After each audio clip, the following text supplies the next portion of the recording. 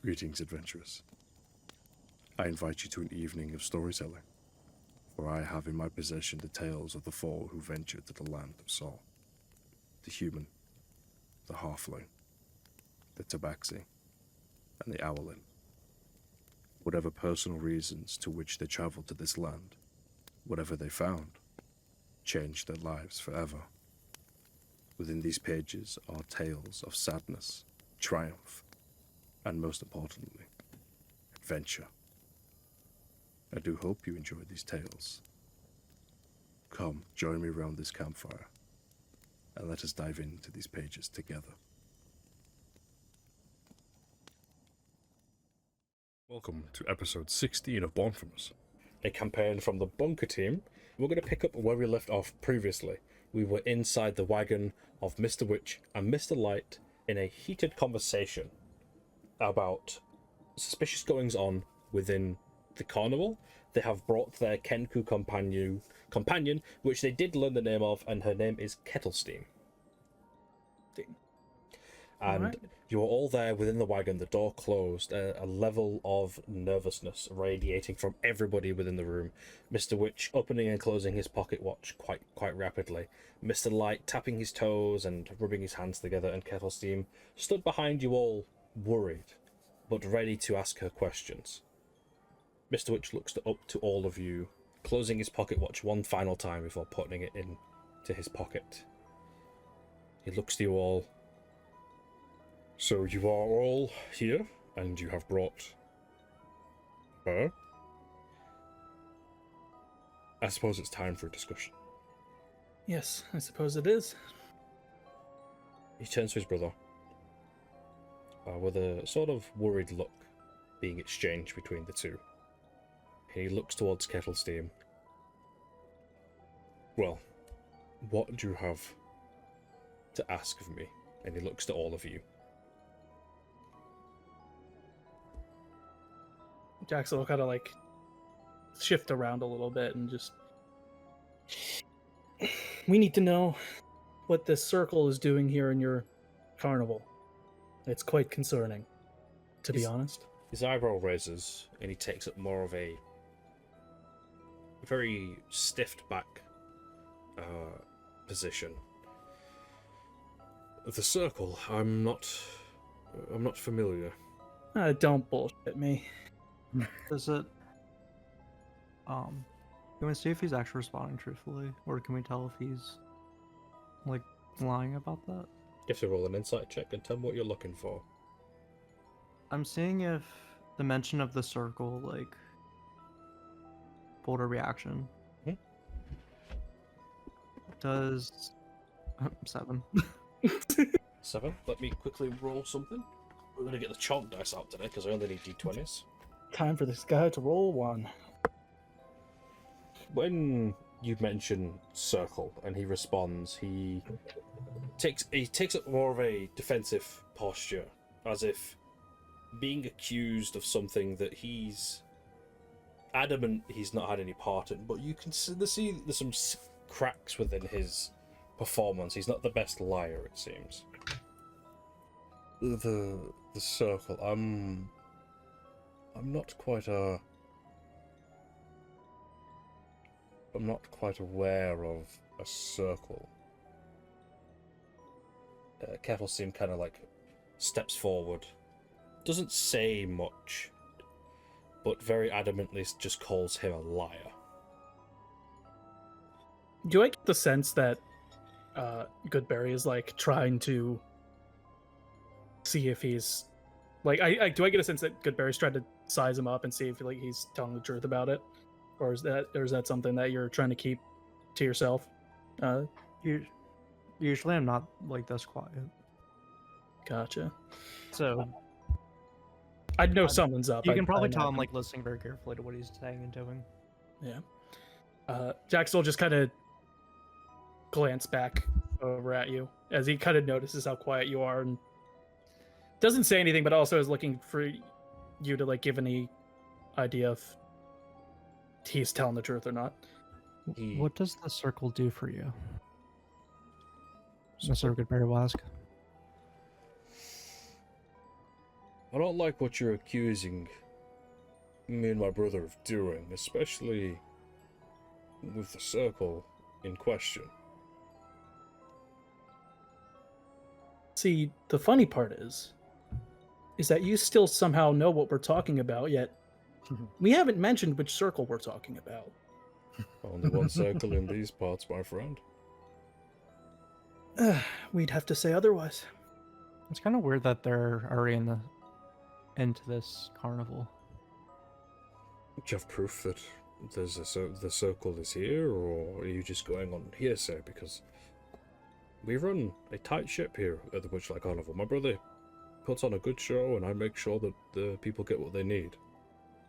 Well, it seems the member of the circle or something relating to the circle yoinked a guy through a mirror in your carnival. That's kind of damning, don't you think? People go missing all the time at Witchlight. So either your carnival isn't as tight as you say, or you fully support it. When you're dealing with a fae, especially a carnival that's from there, in a place where it's not supposed to be, things happen. People are warned that it is that sort of environment, and if they wish to find out what the carnival is all about, it's there to their own discretion. You know, you could just tell us the truth, and this can be done a lot quicker, and we can be out of your hair, because my friend here probably suspects you of something. He lifts his top hat off to like wipe his brow, and he's bald. Damning evidence. You see, what you're saying, it's a lot of hearsay, and a hearsay from somebody who's put a lot of people at risk here at the carnival. The dragonfly rides, that man almost fell to his death, stealing somebody's voice to get our attention, and goodness, the vandalization of the carousel. This doesn't seem the actions of somebody with good intentions, personally. You see Kettle seems getting a little riled up. Her feathers starting to flutter, and she's no longer holding this nervous, shy energy. She's getting a little antsy. Yeah, as Jackson notices, he kind of just puts a hand back to calm her. Mm-hmm. Now, fellows, all those problems have been resolved, and we're here in good faith to try to make amends. Absolutely. With no hostilities here. But if you keep just trying to give us the go around, we can't do what we came here to do. Okay? Have you been honest with what you've come here to do? Or is this another charade put on by charlatans? Jackson will just kind of look at him and he goes, "Have you ever suspected me of being untruthful to you in any sense during this conversation?" I've dealt with a lot of people. A lot of different people. Fae, mortals. You seem like a trustworthy fellow, but at the same time, I have a business to run. I have a brother to protect and people to feed. Now, accusing us of housing some people like the Circle, that's pretty damning. It is, and it doesn't have to leave this tent right here. If you just help us out with what we're trying to ask. Something real fast. You see, as he's talking, he takes a seat in a big, leather chair, crossing one leg over the other, and lighting a cigar. And you see that he's sweating a little bit heavier on his brow. And he looks to you in your eyes very intently, and puts a finger to his lips, and points to a dresser that Mr. Light is sat at. And above the mirror, you see a glass eye sort of designed into this mural that is on the wall. Mm-hmm. You see he does that very quickly, very practiced. He's definitely good at hiding his actions and his motions, and he's only letting you see because he's trying to point something out to you. But he stands back up, puts on back his hat, and gestures the door that opens, and Burley stood outside, and he walks past you all, not pushing through you, but getting around you. And he looks at you and goes, "Walk with me." Okay, yeah. Well, is Mr. Light staying behind? Is You it just Mr. see, Rich that? he's as his brother's left, he faces back towards the mirror of the dresser, and he takes off his very over-the-top hat and setting it down on the dresser, and kind of puts his hands in his head as the door closes all behind you. Interesting. Is he also bald? Yes. They're both bald. Okay. So they both. Showing evidence.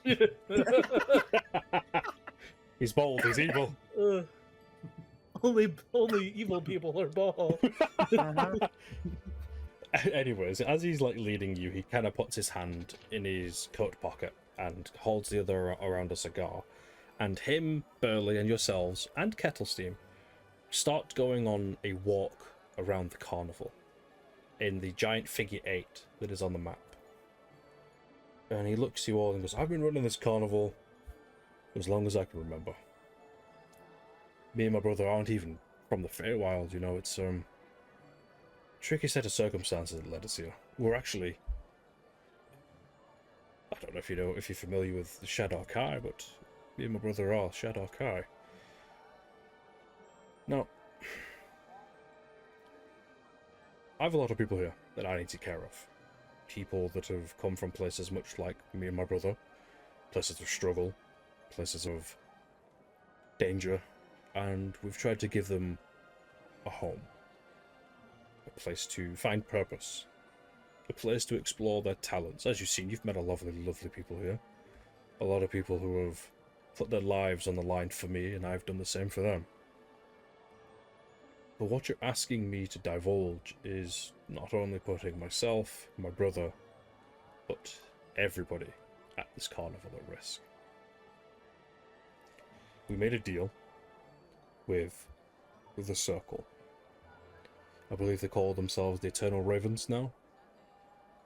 Yeah, they've changed names quite a few times in recent memory, apparently. They work closely with that we are aware of, and we made a deal that they could use the carnival to take the unfortunate ones that don't follow the rules that we already have set in place here. As you mentioned, the Hall of Illusions, where the poor dwarf was taken through the mirror. Mm-hmm. Usually, when you broke the rules here, we had a very different way of dealing with rule breakers and troublemakers. It never really was a place of danger like it is now. Now, I will say, I don't like this danger. I don't like knowing what happens to these people. But if we were to step out of line or go against the deal that we made, a lot of people here would be in danger, and I can't allow that to happen. As he's saying this, you are now currently passing by lost property and heading around the other half of the carnival. Okay.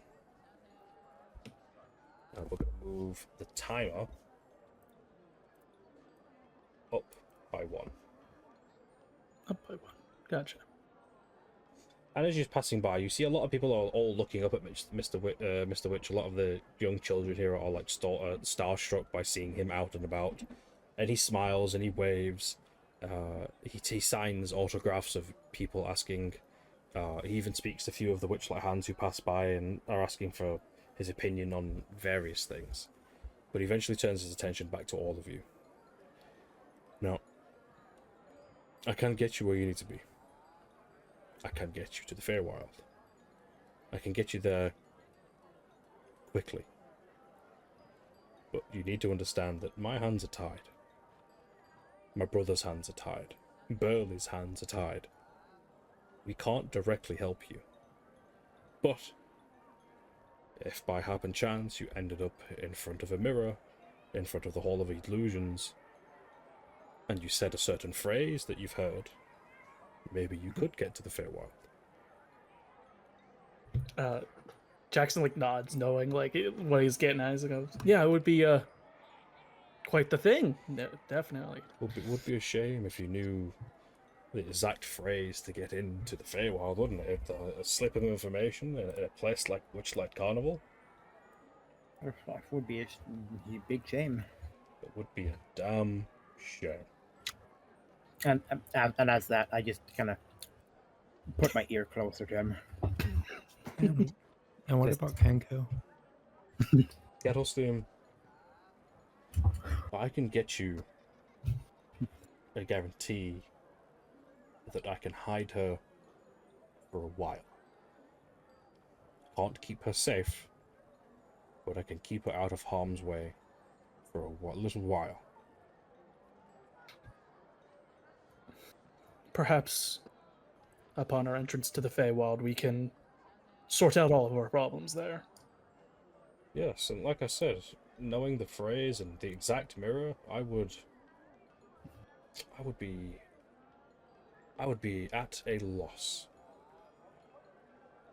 You know, I caught wind of my brother and I.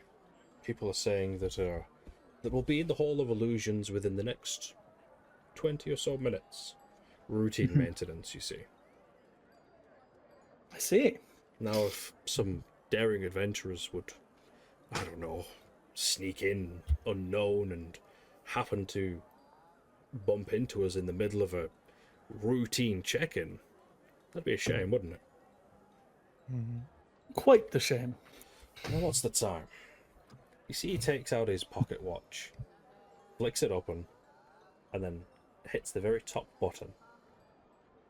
And as you're looking around, you see the clouds in the sky and around you don't stop, but slow down tremendously. No one else here notices a thing going on, but you notice the world around you is now going at a much slower pace. There's a reason why the Witchlight Carnival feels like it goes on for much longer than it does. Now, 20 or so minutes, I'm going to be with my brother, and we're going to be doing some routine maintenance. Now, for whatever purpose, do not follow us. And he wags his finger at you, okay? Jackson sort of gives like a knowing nod, just, of course, you don't have to worry about us. All of you stay safe. And Kettlesteam, we'll make sure we can keep you out of harm's way for a little while. And he looks to Burley. Burley, make sure these adventurers are shown the delights of the carnival. I hear the Hall of Illusions is a great place to go. And he turns and heads back towards the big top. Alrighty. A giant sigh of relief leaves Kettlesteam, where she kind of feathers her face and, oh, goodness, I thought I was, in a little spot of bother. You don't have to worry. We keep our word. Okay, I'm going to go, check out that, Hall of Illusions, you know, I heard it's a great place to visit. I'll see you there, yes? Of course. Of course. And you all see Kettlesteam rush off, left with Burley, who kind of looks at you all and shrugs and goes, it was much easier than I thought. Well, with us, it's hit or miss on whether or not it goes one way or the other. I'm glad it went easier this time.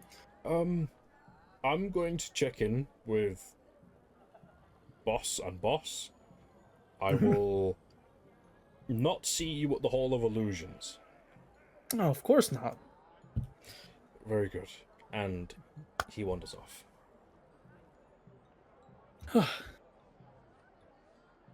Jackson just sits there and just, that was quite a lot easier than I thought it was going to be. I'm gonna point my finger at Jackson and use message. Okay. What do you think the eye was about? Was it the benefactors, you think? Yeah, I imagine it's some way of keeping tabs on them. I want to look around. Do we notice any of those eyes around us? Maybe perception check. 11. As you're looking around, you don't notice any, and you're going through your time here, and you don't remember seeing any eyes. Not here, at least. In the staff area and the big top, you do remember seeing quite a few. But as you're looking around and paying attention to your surroundings, you hear a crash and a loud, not scream, but a cheer from a crowd. As you turn around towards the Pixie Kingdom area, the bubble top teapot, towards the Hall of Illusions, you see a cart tipped over and children picking sweets and candies from the ground and eating them, their parents trying to pull them away, a parent apologizing profusely to a witchlight hand who is laughing along with the kids who are devouring the candy. But you do see, out of the wreckage of the cart, a small bullywug. who is He's here. who is covered in God knows what, and scampers off towards the Hall of Illusions. Why is he going there? I don't Probably just trying to Jackson hide. just follows him and just one place we probably should stop him from going, yes? Probably. At least without us. I presume all of you take off towards the Hall of Illusions. I feel like we should probably be a little incognito about it, maybe. No, of course. We're heading Since there, peop- we're not like running. Yeah. We definitely need to catch the bullywug. Power walking, perhaps. Speed walking. Speed walk. Yes. High legs. There. I was say your speed walking is just normal walking. Running. You all white woman speed walk towards the Hall of Illusions, and you head over, slipping inside. As nobody is outside, the one that was manning this place was Candlefoot, who recently got his voice back. So you can only imagine where he is right now. Oh, most definitely. You all slip inside and you head through the warping mirrors that are still displaying your various ages and where you were in your life at certain points, before you reach the room where you saw the dwarf get pulled through the mirror. It is a wide room, in the center point a standing mirror. Mr. Witch, Mr. Light stood there, not paying attention to the loud footsteps that came running in, and in front of you is, you know who this is. You met him at the start of the carnival, but you've only just now noticed him. It's Mr. Latrice, and he didn't have a ticket to get into the carnival, the last you remember. Could have very easily did a little deal to get in, though. It's not like he snuck in. Is he within grabbing range? Yes. I'm gonna grab him and cover his mouth so he doesn't make a noise. Roll me a pose strength check.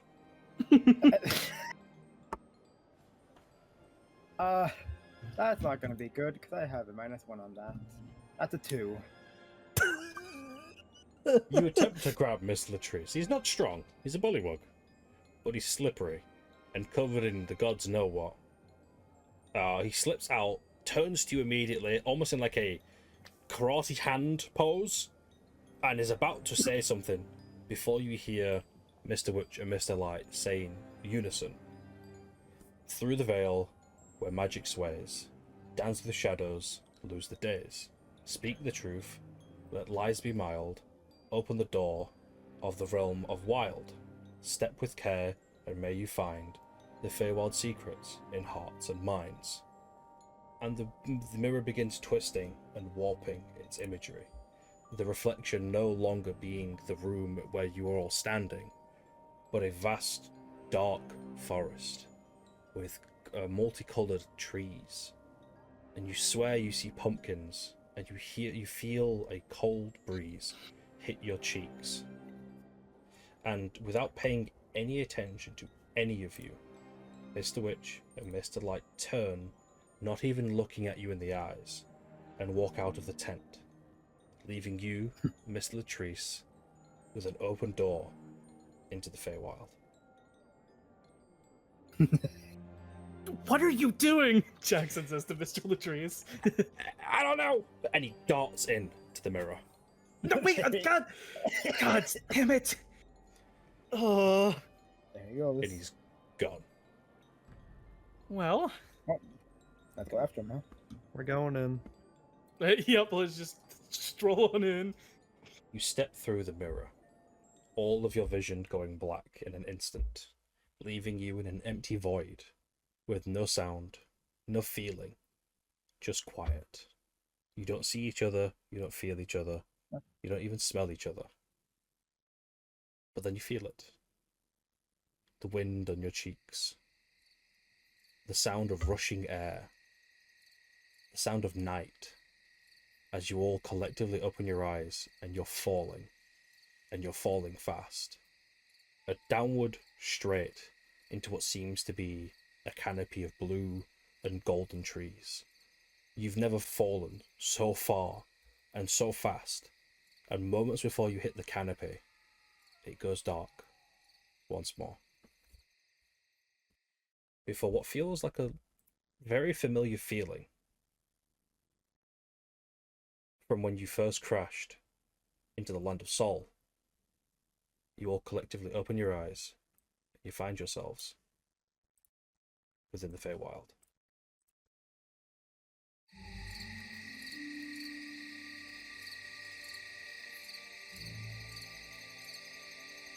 Oh, Rennie, you don't know what this map does to me.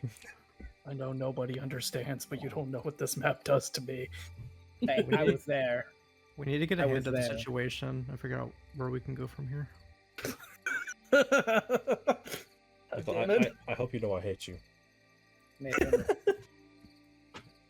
Nathan, I hope you remember, I was there. I know, but just to specifically for Jackson to be back here is wild. Wait, It's guys, a fake wild. we get a new party member. Potentially, if we play it right. Oh God, nobody understands. I'm so sorry. I can't really see him though. 8 boy. more party members. No. If you catch my drift. You all wake up, stood up, from a very familiar feeling. All stood across from each other, and if you notice, new models. New models. New models. It is indeed Look new at the model. boy. Look at my drink. You all stood there in front of one another, across from one another, in what seems to be an absolute ginormous stone hand. You look around the gaps between the fingers and you see what people has referred to as a fairy circle. The mushrooms signifying a door into the very realm you find yourselves inhabiting. You hear nothing but trees and wind for the moment. No sound of voices, no sound of wildlife. Until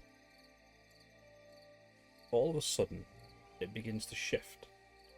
As if the realm around you notices you are here and begins to filter in the sound of birds, foxes, the occasional deer, and what seems to be crickets in the dark. You're looking around, you see giant pumpkins, at the smallest 6 feet in height, already pre-carved and already lit with some form of light. Rennie, Yes. just a quick side question. Mhm. Is Latrice just not here, or do we not have a model for him? You don't see Mr. Latrice. Oh no. Feel Is he- free. I see any slimy footsteps anywhere. Roll me an investigation check. Oh no. I don't think I was good on that either. Actually, I got kind of good on that. That's a 15. Somehow. A 15. You do see footsteps. Oh. Frog-like footsteps. In this Ooh. direction. Fair enough. Interesting. Feel free to move around the map and interact with things that you feel you feel like you want to. Once you're there, we will roll an initiative order, and we will go one by one of who wishes, one by one of those interacting with the environment. And since Varori hasn't joined us today, she's sick. Can we get some rest in peace for Sat in the comments? She's not dead; she's only ill. Don't know why I said rest in peace. We still want her to rest in peace. So I will move Aurori with Jackson, since that seems the most Gotcha. appropriate. Sounds good. Hmm. Shush you. I do want to speak to everyone before we like start moving around, but also just to DM. Mhm. I know you've mentioned before where Jackson has been in the Feywild a few times before. Does he know any of the like, just without better terms, like rules of the Feywild of like what to do, what not to do? Every time you've been here, and every time you've spent time within Feywild, it's been completely different every single time. There is no Okay. consistency, there is no rhyme, there is no reason. So, but there's nothing like, oh, don't take anything unless you like nothing You like were that. given Like, an adventuring breakdown of never share your real names, don't make deals, and don't venture too far into the wild. okay. So before everyone starts wandering around, he goes, "Now listen, everyone. I know this is a strange realm, and you may want to explore, but there's a few things we should go over first. Don't give your name to anyone here at all. Why? In the most literal form, they will take it. This place doesn't work like our home plane. Don't wander too far into the wilds, because this place will change consistently. And I forgot the last one already. Don't share your name. Don't. Don't make deals, don't share your name, and don't Okay, venture yeah. too far into the unknown. Yes. And the one you probably all are aware of. Don't make a deal with anyone, because then you'll be stuck to it. And they usually don't end well for us, as he kind of points to to the group, for people who are not native here. So don't make a deal unless you know a way to get out of it, or know a way to complete it. Most of the time, they will know what you're trying to do. So just don't do it in general. Okay. Question: am I still held to my deal?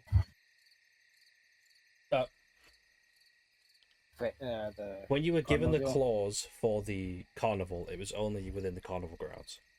Okay. The boy. So I'm gonna Also, look at the rest of the group. editor, I know you just saw me do all of that. I apologize. What did you do? I added Sparky next to Jackson. He's just vibing down there. He. How's Sparky reacting to all of this? Seems like a usual day for Sparky. Sparky don't care. He's just vibing. He barely knows the material realm. This is just another funny place for him. Still a little guy. Just a little guy. But yeah, that's really all I needed to say just before we all go wandering off. Just don't everyone just keep within eyesight and earshot and make sure we don't wander off too far.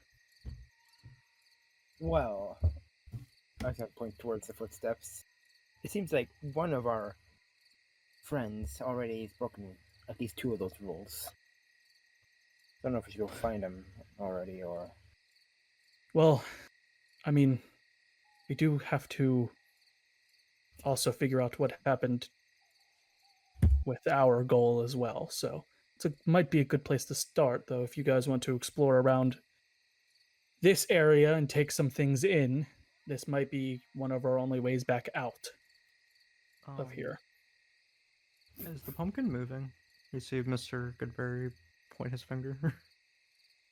Roll me a perception with nature at disadvantage because you are a little bit further away. 20 and 20. 20 Or and D20. 20. Wow. Damn.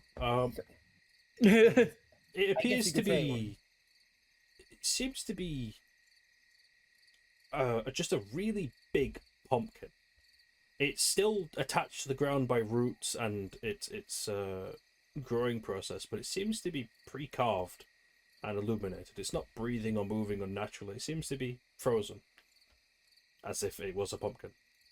I guess you could say, Mr. Cassini's. Let me try again. I guess you could say Cassini's eyesight is 20/20. Ha! Would kill her. Y'all want some cat for dinner?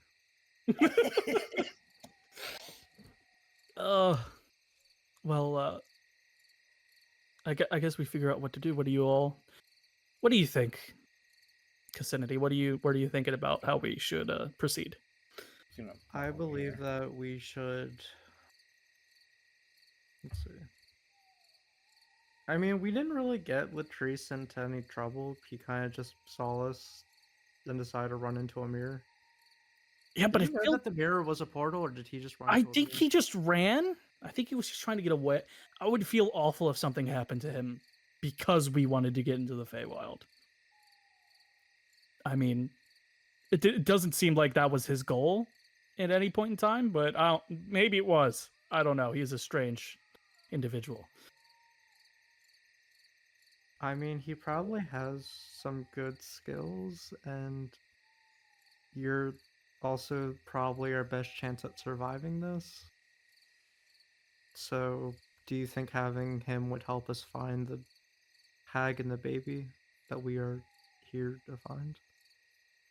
I mean, I'm gonna say no, but at the same time, we have only two options to go. So either way, going where he went might. The fact that we can see his footsteps going that way means that nothing has changed since he's went that way. It might be smart of us to go the way we know isn't being messed with right now at the moment. I'd say let's go for him. He seems like a nice guy. If anything, he's a nice guy I don't want anything happening to. Just because, in case it was just the fact of he didn't know what was happening and just got in here accidentally. So, Yeah, I think. what? But if we end up finding the hag and the baby, I think that will be more important. But right now, any direction's as good as we can go right now. Yeah. Velvet, what are you looking at over there? As Jackson kind of sees it, Velvet, it's kind of wandered a little. And just looks around like, where did that cat go? What was it doing? I'll head over here, see what Velvet's up to. I do think Sparky is just fascinated with the giant hand at the moment. It's just going to stand like in the direct center and just kind of. Does Sparky want Bill. scratches? He's just this is the biggest hand he's ever seen. He is enamored. You all approach Velvet, who is doing what? Well, is there a door to this thing? Yeah, you see the little staircase here leads to a small wooden door that leads into the wagon. Is it locked? You jibber the handle, and it seems to be pretty locked. Lock pick. Okay. Roll me, I believe it's sleight of hand with your proficiency bonus. Yeah. Yeah, sleight of hand with my proficiency bonus. Yeah, you just add your proficiency bonus again because of your tools. I'm going to be completely honest. I have expertise in sleight of hand, and I already have a +8. So then you just add your proficiency again to that. What's my proficiency bonus? It should be +2 because we're all the same level. Then So it'd be I a got +10 for you. I got a 13. Yeah, Total? Can Oh yeah, that's fine. how long does it take to usually do the lockpick? I mean, for me, not long. Well, let's see the result. It seems like you that see, was You see Velvet takes a knee and begins to go to work on this very strange lock. It's not one that you've gotten into before, Velvet. But with a little time and a little patience, you see Cassinity walks over. And what are you doing, Cassinity? I'm just watching Velvet go over to the lockpick, and then if I see that she's struggling, I'm probably gonna cast guidance. Okay, you lay a hand on her shoulder, cast guidance, add a +4 to that. Well, that'd be 13 +4 then. So. I think a D4 because of oh, guidance. Yeah, I think you roll a D4. Yeah, sorry, Oh, it's roll a D4. D4. Okay. So that is 14 then. So what You walk over, you touch her on the shoulder, you give her some guidance, but you see, with that little last push of little guidance, you do spring open the lock and it drops to the ground, and the door slightly cracks open, and peeking inside, you see a very well lived in wagon. a bed that is not made, a pot of half-eaten food on a table, an alchemy bench that's been clearly still in use right now and is brewing something, and whoever was here had just recently stepped out to go do something. Okay. Can I tell if someone is actually stepped out or if it's just hiding? Perception check? Actually, investigation check, sorry. 13. Damn. You peek round. You try and do this quietly as well. Yes, if Stealth someone check. is in here, I'll stealth check. Oh no. 16. Yeah, you peek round very slowly, very quietly, looking for anybody there. It's not a very big space. It's quite a very cluttered wagon. It's very lived in. There's not a lot of hiding spots, and you don't see anybody. And you push open the door completely, stepping inside, and what I described earlier is all around you. Anything you guys would like to do while you're in there?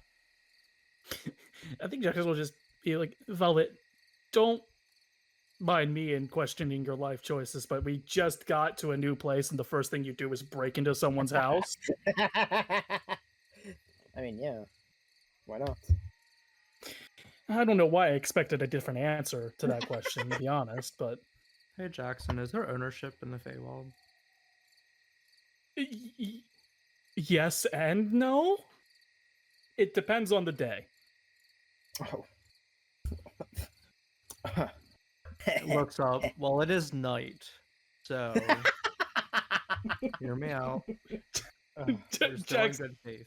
Jackson still just looks up with him, just like, I absolutely hate the fact that I walked into that. You step on inside, and is anyone else going inside to the wagon? I think I'll stay outside and just make sure nothing happens out here. I don't really think there's anything of importance in the wagon that I would investigate. As he says that, can I see if there's anything of importance or value in this wagon? Roll me investigation. Anyone else that's in there also roll me an investigation. That's a 19. I'll go in. Okay. 4. Roll it again. Your advantage. No, you're not on a time crunch. You can do it again. Nat 20 plus 2. Never mind. I'm never giving someone a second chance ever again. You're both quickly searching through the wagon, rifling through this person's belongings. You find 2 potions that have been brewed on the alchemy stand, a superior healing potion, and an antidote. Antivenom antidote. Oh. Antidote. Antidote. Shut up. We do not like dotes. We Don't never like dotes. like dotes. I was going to say, if we find a dote, we do have a resistance against it. Oh no, you know? no, I'm not making a bit. The potion says antidote. Oh. So this it's genuinely there's We are something called a going to dote. find a dote. We are going to find a kick dote its here. ass. Ugh. Yeah, no, the bottle that has a parchment that wrapped around it that's been written on anti, comma, dote.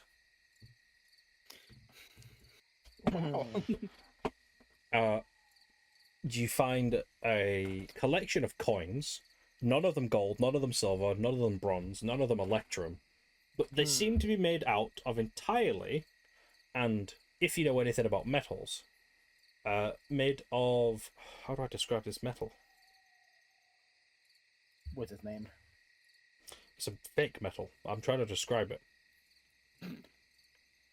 Imagine silver, but throughout the inner layers and the folds of the coin, you see sprinklings of like pink, very bright pink. You don't recognize the metal. Rose gold. You find 20 of those coins. Mr. Goodberry, you're looking through and you see what Velvet is finding. You, on the other hand, find a bright red robe hung up on the door, a journal going over the ongoings of the area. You can look through that with another check in a moment. You find 5 of those special coins, And you also find, where is it? A ring. You find a ring of leaping. He's gonna need that. I can jump like a normal man now. I was to say, soon jumping will be your preferred mode of transportation. Going through the belongings, you find a long red robe that you do recognize of the cult that you have encountered. And within the journal, if you're flicking through the pages, if you dedicate some time to this, are you dedicating some time to this? Yes. The person that lives here is a member of the circle, assigned to greet those who are pulled through the mirror from the Witchlight Carnival. Somebody who is responsible for bringing the prisoners to what they're calling their final rite, which seems to be to the north. Oh no. We gotta find the priest. Hey, Jackson. Are you like yelling that out because he's still Yes. outside? He'll like to peek his head into the doorway, just like, yeah. Where the Feywild? Where the fuck is the north? He'll look back out, looks around a bit. I assume he's adventure. He would have some sort of compass on him. Are you looking for something? what something that could discern direction? Yeah, definitely. Roll me perception. Alrighty. That is going to be a 11. With an 11, you're looking around to try to discern, like look up to see if there's any stars that you might recognize, or where the wind is blowing, or where the moon is, and you realize that the hand that you all stood inside of, this finger has N at the top, Okay. the thumb has an E, the Okay. little finger has an S, and the ring finger has a W. Okay, so it's just like normal. Mhm. I can like imagine. He'll put his head back in. He goes, "You're asking where north is?" Yes. The way Mr. Latrice went. Okay, so I have a good idea that he's probably going to the circle's like final rite. Oh, so he's gonna die. So, yeah, he's probably Wait. gonna die. Like, can we go please help him? Jackson I'm gonna just hold up the doesn't say rope. anything else. He's like, "Let's go, come on." Yeah, that's fair. I'll just grab all the things I found. Anything else you're doing before you guys rush off to the north? Is there anything I can knock over just to be a bitch in there? Everything. It's a wagon. You could tip over the wagon if you're strong enough. when we come back. when we come back, we're definitely gonna mess with this whack. Maybe we'll find the guy Oh, because the guy's not here. So maybe we'll Yeah. find the guy. Let's go. We took Latrice. okay. So I don't like that thought. Let's get going faster. Rennie, I'm gonna have to ask again. What's the things I found actually? 'Cause I didn't- 20 special Recommend coins one. that you don't know. Okay. A superior healing potion, and a potion that was labeled antidote. And I got 5. You got 5 coins, a journal, and a robe, And a ring. and a ring of leaping. Yes. And the ring of sleeping. And you all begin to gather, head towards the north. I'm gonna head towards the north.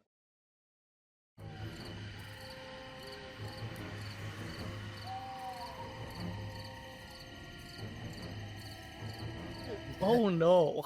You find yourselves walking down a long cobbled road. There's pumpkins lining the entire way up. Oh, you all find Oh my yourselves God. heading down the road together, down the cobbled road, the fog rolling in, pumpkins lining the street all the way down. Before you begin hearing voices and talking and chanting, almost, you find yourselves here on the map.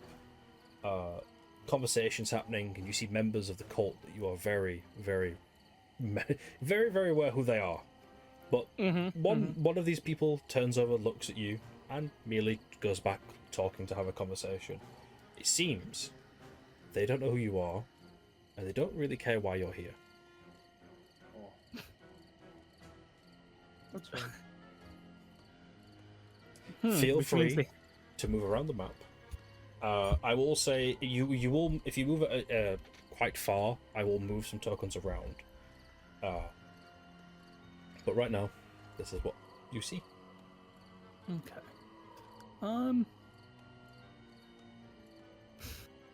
So what's the plan? We've got. What are we doing? Rescue decrease. We care particularly how we're doing this, or are we? Ideally, as least hard as possible. Alright. Okay. Do the gear that some of them are wearing, do we know if they're usually the ones that are easier for us to take down? You've encountered a few people like this before. So I am currently just trying to set up the map so the editor can see it. So what we say, Mr. Goodberry? Do they look like they're the type that's usually easier for us to take down if we need to? Yeah, these ones seem quite familiar. Okay. Pushovers. We said that they don't really know who we are, meaning they don't see us as an enemy. I feel like we should just Let's just walk. try to get Mr. Latrice until, like, you know. Which means I have a sneaky suspicion these guys haven't heard of us back in. Like, these guys have been here a while if they don't know who we are. Can we cast message? But so do they think that we're higher ups, or do they just think we're illusions? Or they just think we're Feywild inhabitants or something. What about me looks fey? And I run my hand through my hair. You would be surprised. As you guys have been walking up, they have been leading Mr. Latrice away.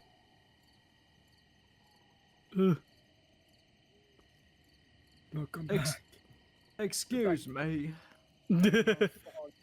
Guess we follow them if they're not stopping us. Yeah, as you guys are walking past, you're not being stopped by anyone. No one is trying to stop you. If you were calling out, did you call out, or are you just following behind? When I was getting closer, I was gonna say excuse me, but I guess they didn't actually. Well, if you were, as you called out, they're not paying any attention to you. Miss Latrice doesn't seem to be bound or tied up. He's just walking with them in this strange, almost like arrowhead formation. I'm gonna turn around. Maybe he's the leader. Doesn't mean they wouldn't acknowledge us if you're yelling out to them. It's kind of weird that they just said nothing. Now, as you were walking up, because I was saying, as you got closer, they would have moved further away. Was there anything you did up until that point? I definitely would have, on our way through, I wouldn't have stopped, but like taking a look at this like grouping of 3 people and seeing what, in the most general sense, was going on there. Yeah. Roll me a. I think we'll go with a investigation. Okay, not my best. Ooh, 16.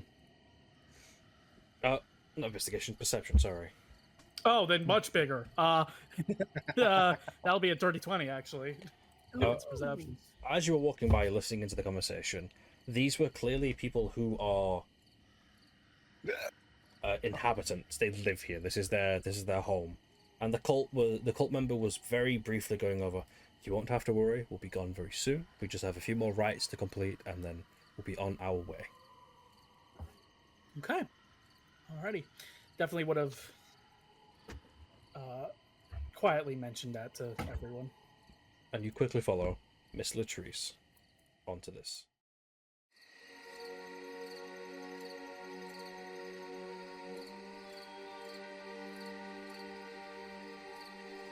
Find yourselves approaching what's a body of water. The pipes here are more prevalent than the other places you've walked through. You see the same ensemble of cultists and Miss Latrice approaching the edge of the water, and 2 people working what seems to be securing down pipes and repairing this area. Please move your tokens where you want to do with them. And I'm assuming Ferrari would also like keep back, but also move forward towards them. I'm assuming. Running. Can I tell if I go like over here, like disappear? Well, they're not paying attention to you. You could just head over there now if you wish. I'm just gonna poof, hiding. Okay, roll a stealth check. Hide. Yeah, I was gonna say I have to roll a stealth check. Nat 20. What fucking 28? Yeah, 28. Yeah, you disappear. I just vanish. We don't even know you're over there at this point. Yeah. Like, oh, where'd Robo go? Okay, so anything you guys doing as you're approaching? Are they still? I'm just trying to sense the main guy who's standing there if he's paying any attention to us at all. No, he seems to be having a conversation with this Latrice that you can't quite hear. Actually, let me quickly just do that. I think I'll just approach a little more if these guys aren't stopping me. I won't go to. Well, we all have the talking thingy, right? That's all. If Velvet decides to use it. Didn't we get an item that allows us Yeah, to? the stones. No, we didn't. We got the item to translate other people. We didn't get a thing to let us do that. I'm gonna cast message. I'm gonna cast message on Velvet. Unless she's hidden from me. Well, it's up to Velvet if she wants to reveal herself to you. I'm not gonna hide from my friends, but I'm gonna hide from everyone else. Yeah, it's difficult to see her, but you know where she is, but you know where she's gone. If that makes sense. Yeah. Are you able to connect all of us mentally? Of course. I'm gonna do that. Okay. We're gonna connect me, Jackson, and Casimity. For, let me see, 6 hours. We don't Okay. have time. Um, So there's 5 people near us. Yes, Is and he holding the weapon out towards Latrice, or is it just on his side? Just down by his side. You see, he doesn't seem to have a scabbard where he can put the sword. He's just holding it right now. If he tries to hurt Latrice, do we all start attacking all the people around us? I imagine it. Those two by the pipe may not even be combatants. They may just be workers. I'll shoot him if he tries to hurt Latrice. I'm gonna bring my gun.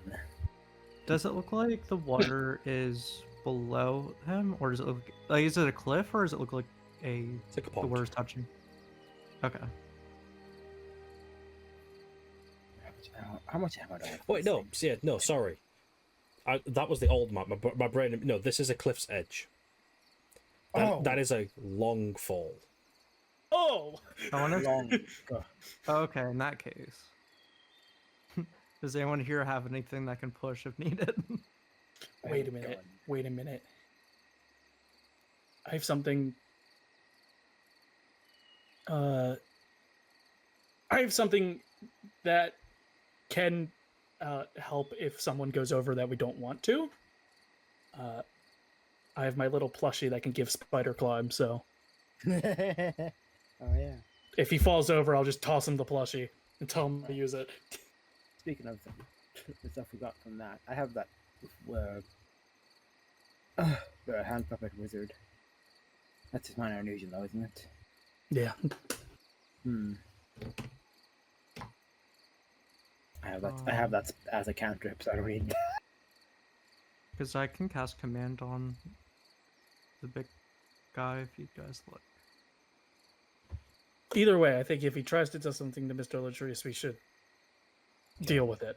Because these guys are definitely not good people, no matter what they're doing. Yeah. Okay. I'll do something if he tries to. Oh yeah, I'm behind these two guys. I'm ready if they try something. Right, so what are you guys doing? I'm 60 feet away. Oh, I was in a way. Me, I was waiting. All right. So as you're all waiting there, just listening in, the two that Jackson stood behind, they do turn to face him as you. Sparky, get off me. They do turn and they look at you and go, "Oh, apologies, but this is a private matter." Oh, of course, I'm not looking to intrude. I'm just Yes, the individual Curious. here is getting their final right. It's a big moment. Please, if you could give us a moment of privacy, we would appreciate it. of course. Hey, he's gonna turn around and in his head, like with the connection, just be like, "Yeah, I don't think this is gonna end very well for him. Gonna be honest." You should probably do something. Do you want me to As- shoot? As you're all listening, and Jackson turning away, you see the cultist with the sword take a knee, plant his sword into the ground, and Mr. Latrice hold his hand out to his head. And anyone listening hears, "You've done good. Very Oh good." my god. And the cultist nods, almost tears in his eyes as he stands up and he goes, I've done my part for the circle, Miss Latrice," in his very distinctive "That you did," as he pushes the cultist over the edge. Oh. And that's where we're going to take our first break. Brother, what? Brother!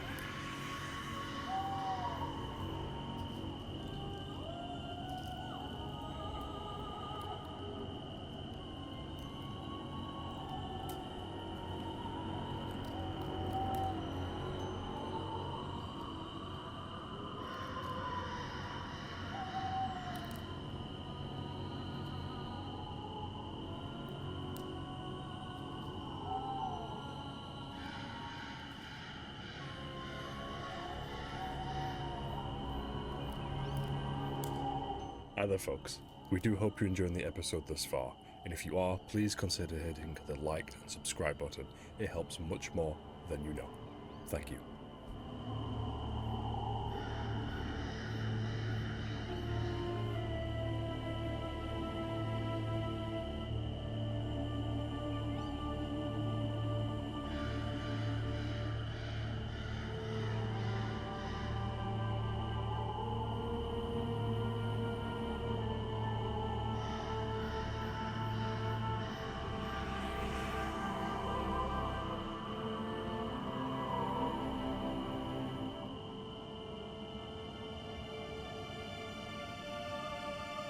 And you see Miss Latrice push back the cultist over the cliff edge, and he tumbles, and he's gone, just in a blink through the clouds, and you hear a very loud splash. The other two cultists turn back to Miss Latrice and begin clapping and cheering, who then turns and sees you all, apart from Velvet, quite obviously.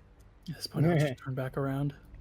And he goes to the other two acolytes and goes, "Brothers, I will tend to our guests. You two head on back to the wagon, and I'll be with you shortly." They nod very quickly and turn together and begin leaving. I have my gun trained on him, by the way. Right, if you try that thing, I'm shooting him. He then steps forward to you all and goes, "Whew, I thought I won't get away with that. No, sir." Insight check. Inside Yeah. check. Tim, let me know what you're inciting. And for you, Mr. Goodberry, unless you move closer, it will be at disadvantage. Okay. I want to know if he's actually like bluffing or if he's just in on it and trying to make us think he's bluffing. But how are you trying to decipher that information? It's like, Just anything in his voice that's like seems too acted. Mhm. Like his voice is too well prepared for seemingly having just fooled people. Does this would be dumb. Does he look like from his breathing that this is gonna sound very stupid, his heart rate's going fast? So him like actually lying like, "Damn, I did that," or "Whoa, Yeah. that was hard." roll me insight, but for you, Mr. Goodberry, it will be at disadvantage if you're doing it from that far away. Here. 21. 21? 10. You both see him. He's definitely not putting on a show. He's being genuine, and he wipes some sweat from his brow. Right. Okay. I ran through that portal after I saw it in the illusions place, and when I came through, I was surrounded by those fellows with the red coats, and they told me I'm one of the chosen, and that I have a role to play. And after listening to you all fellows walk around the carnival for a while, sorry I was eavesdropping a little bit.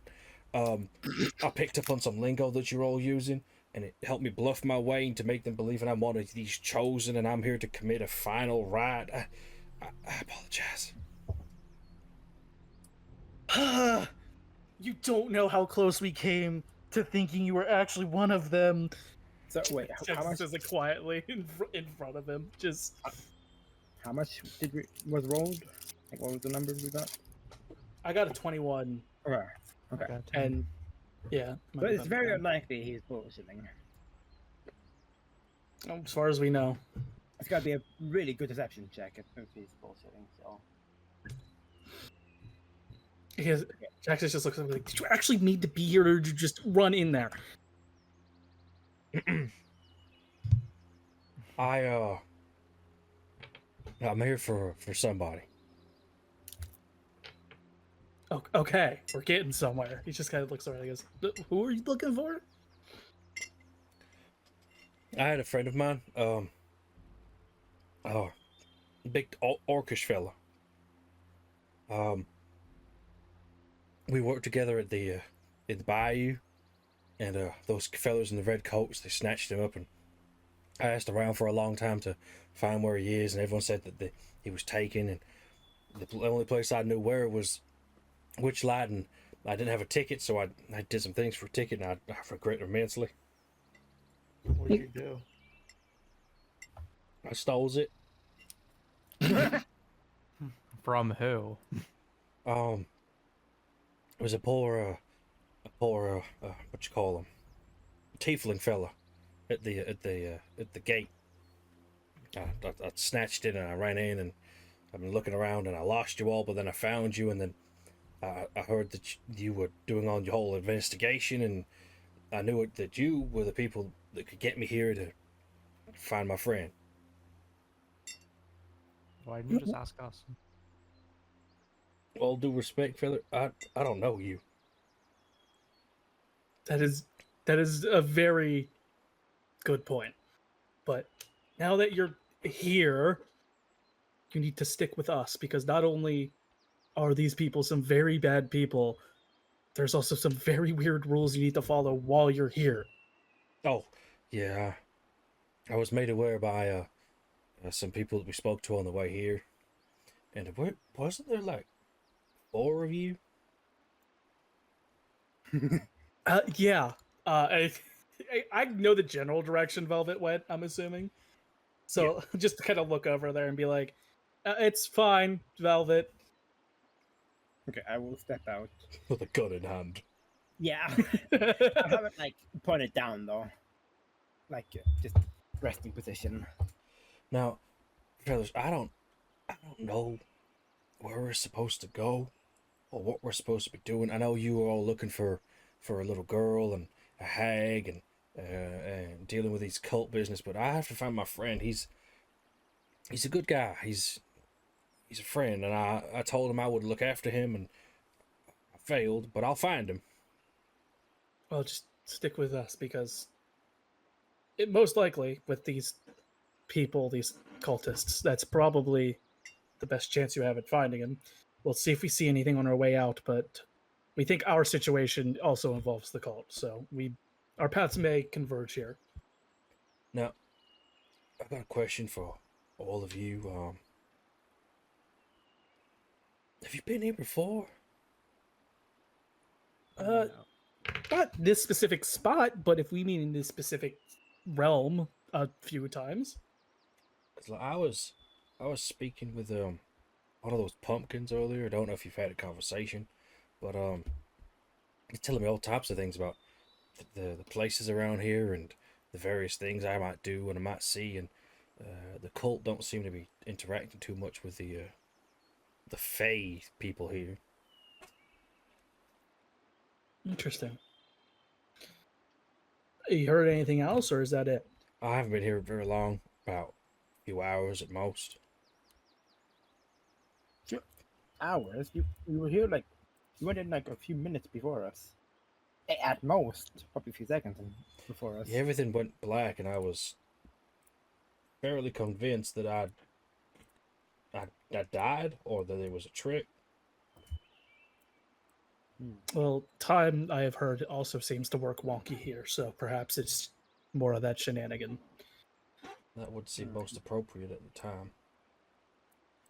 But anyway, we should probably get moving and not dilly-dally very long. Sorry, time works differently here? Of course it does. Yeah, I have a pocket watch, and he pulls it out, and you see it's just spinning really quickly.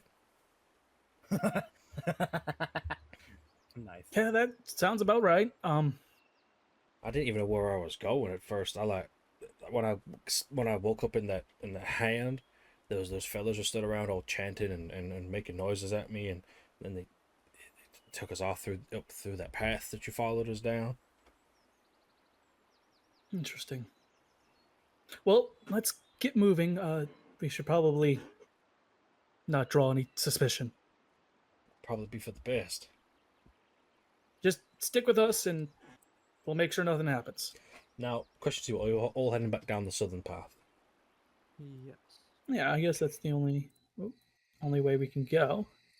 Yes, but also I'm going to ask you, Rennie, Mhm. to Mr. Latrice model. Where?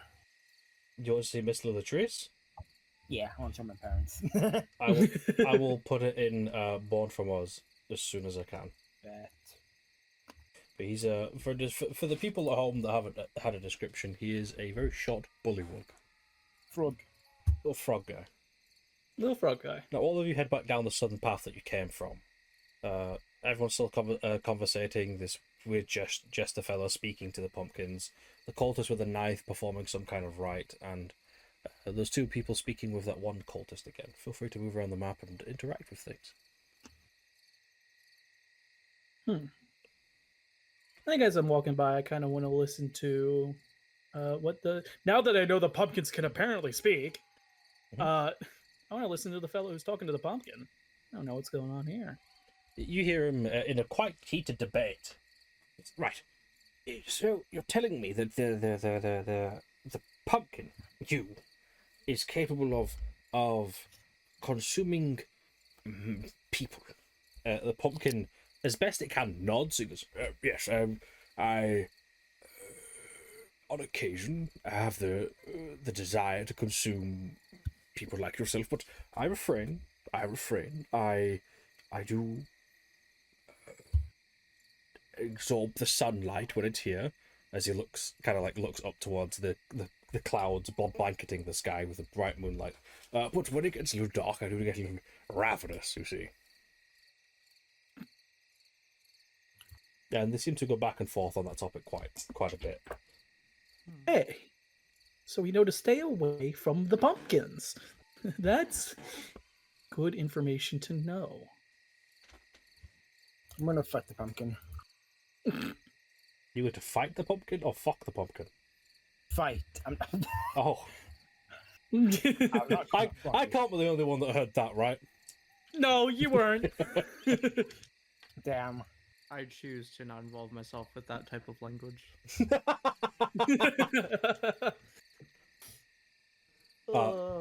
As you're walking down the path, it's very quiet. The conversations here are quite hushed, and no one's really paying too much attention with each other. But you do spot the ginormous sword protruding from the ground as you're walking by. I think I'll take a gander. Can I try to identify what the sword could be, or like any? Anyone else making this check with him? Do you think it's a great sword? I will kill you. I will just make Goodberry die. I'll make a check as well. What A we good rolling? bear die would be pretty cool. Those that are rolling for this, I need a history check. History check. 9. 10. Where's my? Oh, there it is. 12. Oh, so close to Wow. being 9, 10, 11. I know. As you're walking by and taking a look at the sword, none of you really know what sword it is or where it, but it is vaguely similar to a historical sword that some of the Devin natives would know of the First Blade. Not the First Blade, that's the fucking other campaign. The first, how'd you call it? The first craft. It was one of the first artisan blades of Devin. It's very strange in its design. It's obviously cartoonishly big, but the details are immaculate from what is still surviving. Is there any mark on it, like a blacksmith's like signet Where or the something on mark it? would be, it is missing. Interesting. I'll lean down and inspect the spot and see if it was removed or if it just was there was never one to begin with. Yeah, I'm not going to make you check because it's just right there. Like, it seemed to be never have been there in the first place. As if someone found the sword, created a copy, but just didn't add the blacksmith stamp. Interesting. Alrighty. I'll get back up upon looking at that. I'm not gonna like focus on it, but I definitely will take a glance over the dude with the dagger if he's doing anything specific. Yeah, you notice he is holding. Obviously, the model doesn't show this, but excuse me. Thank you. You see in his offhand, he's holding one of those gems that you're familiar with when you're in Seoul, a red one that you have seen them create within the ritual chambers you found yourselves in not too long ago. He is mumbling some kind of incantation. I'm going to sneeze again. Excuse me. He is mumbling some kind of incantation, which is making the crystal react in such a way that it is like glowing a little brighter, and his dagger is also following suit. Interesting. Weird. Okay, let's head back down. I'm gonna head back down at least. If anyone else wants to inspect anything else, feel free. I want to scoot around and check out the flower right here. Roll me a nature check. 12. A 12. Immediately, it is a fey flower. It is not native to the material plane, but you have caught wind of this flower before. This is called a waning poppy. Oh. Poppy. Is it dangerous or? From your knowledge of this flower, it is usually taken and put within antivenoms, antidotes, not antidote, sorry, antidotes, antivenoms. It's used as a base. It is very common flower in the Fey realm, but obviously sought after within the material plane. Is it dangerous to like pick or? No, it only really becomes dangerous if it's prepared with certain other flowers that you're not quite familiar with, but you know it's prepared in certain ways to create things. I'm gonna pick it and put it through my mohawk. Okay, very fabulous choice. Thank you. Get You're fabulous. a point of inspiration. Oh, thank you. I already have one. Well, you have two. Anything else you guys are doing while you're here? Hey, Mom. God damn it, Velvet. That's not a very inspiring response. I'm going to perish. Anything you guys are doing? Passing away. I think we're good. I think we're just passing. We're gonna go back down. We're good. We're popping even. God, seeing these maps again makes me happy. They are very lovely maps. I want to speak into the psychic. Jackson, would you ever want a base here? I feel like it'd be more effort than it's worth. Isn't that our whole thing? I'm trying for it not to be. Fair enough. Right. And you find yourselves back at the ferry circle. The two guys are not here, or No, can we assume The, they're the people that you saw Mr. Latrice being escorted by earlier are not here. interesting? The door to the wagon is still open. The air around here is still quite still. And Mr. Latrice he sort of shuffles with you all and gets about here. Feel free to move around the map. We'll follow the Mr. Latrice. See what he's up to. He's looking at the stones and noticing the points of direction that you guys discovered earlier. He looks up at you all and goes, "So, where do we go? Is there places? Is there towns, cities, or is there even like establishments we can visit here? Because this place seems like it's a big old forest with just a bunch of big old pumpkins." Well, the few times that I've traveled to this realm, I haven't been to anywhere myself, but I have heard of places where the Fae like to gather and have their own places.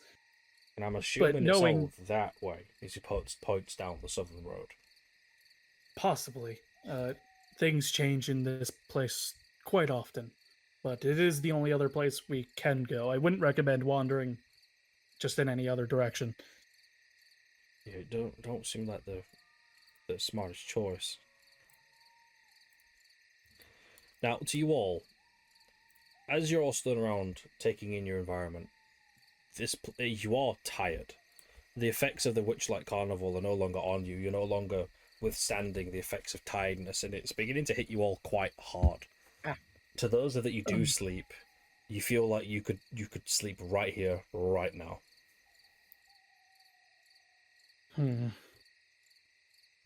Should we go into the cart and try to get some rest?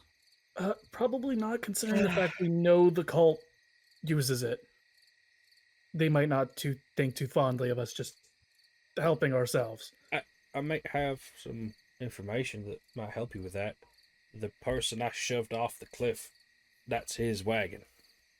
Ooh. Well then, that's very convenient. That is convenient indeed.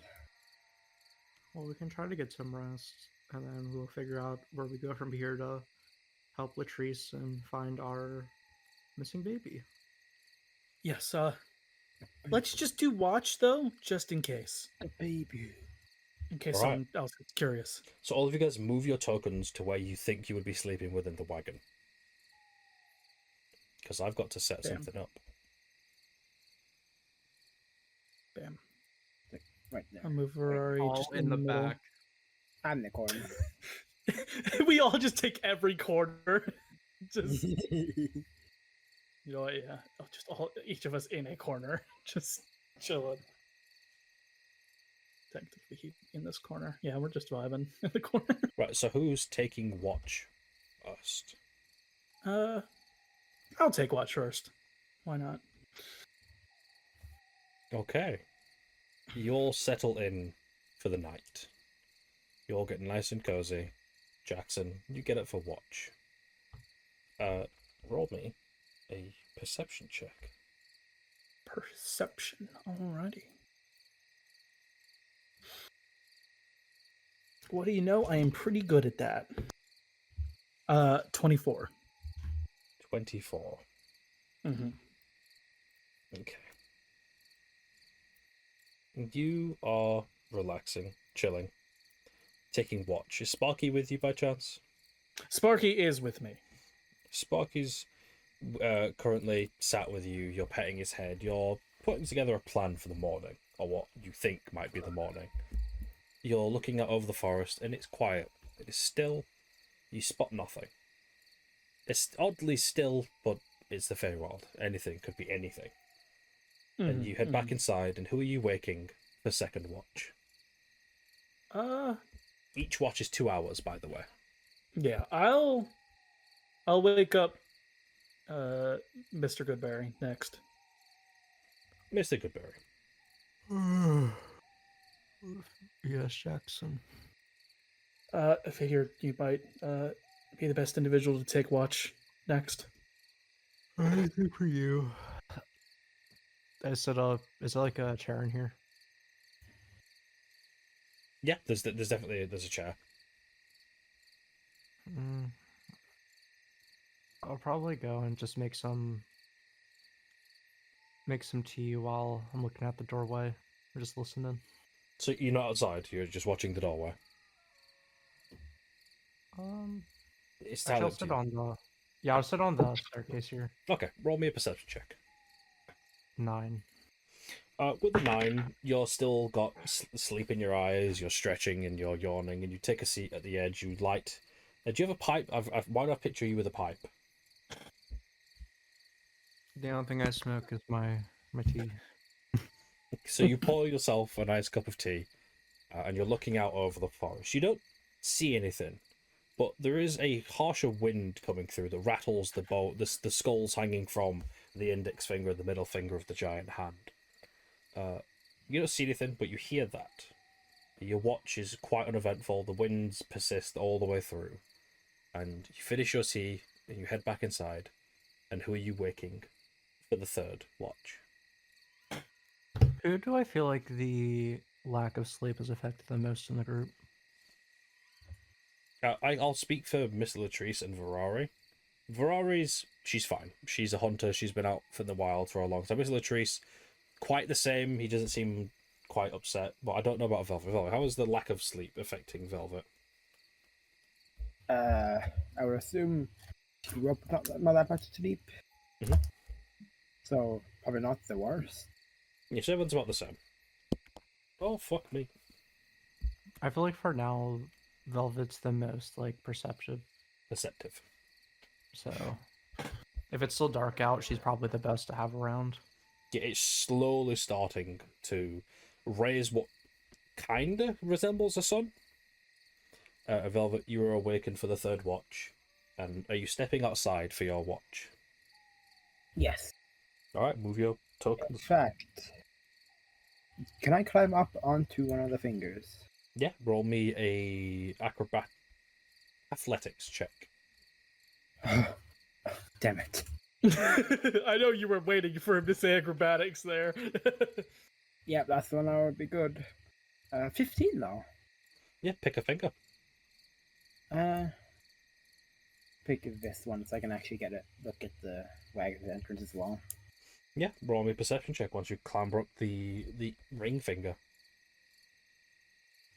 5. Luckily, you don't need to look too far for this. Oh no. You That's set a up good one. for your watch. You hear Mr. Goodberry mention the wind as he heads back inside to lay down.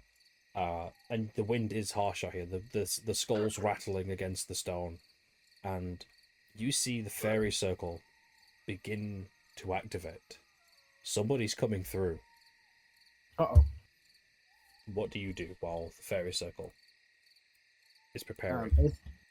Is this finger taller than the roof? Yes. Can I jump to the roof from here? How far is that? 5, 10, 15, 20 feet. I will say, Theoretically? Jump? roll me an acrobatics check with disadvantage. Oh, damn it. Jumping 20 feet is ridiculous. Those are both horrible rolls, but the lowest was an 8. Only she had the ring of leaping.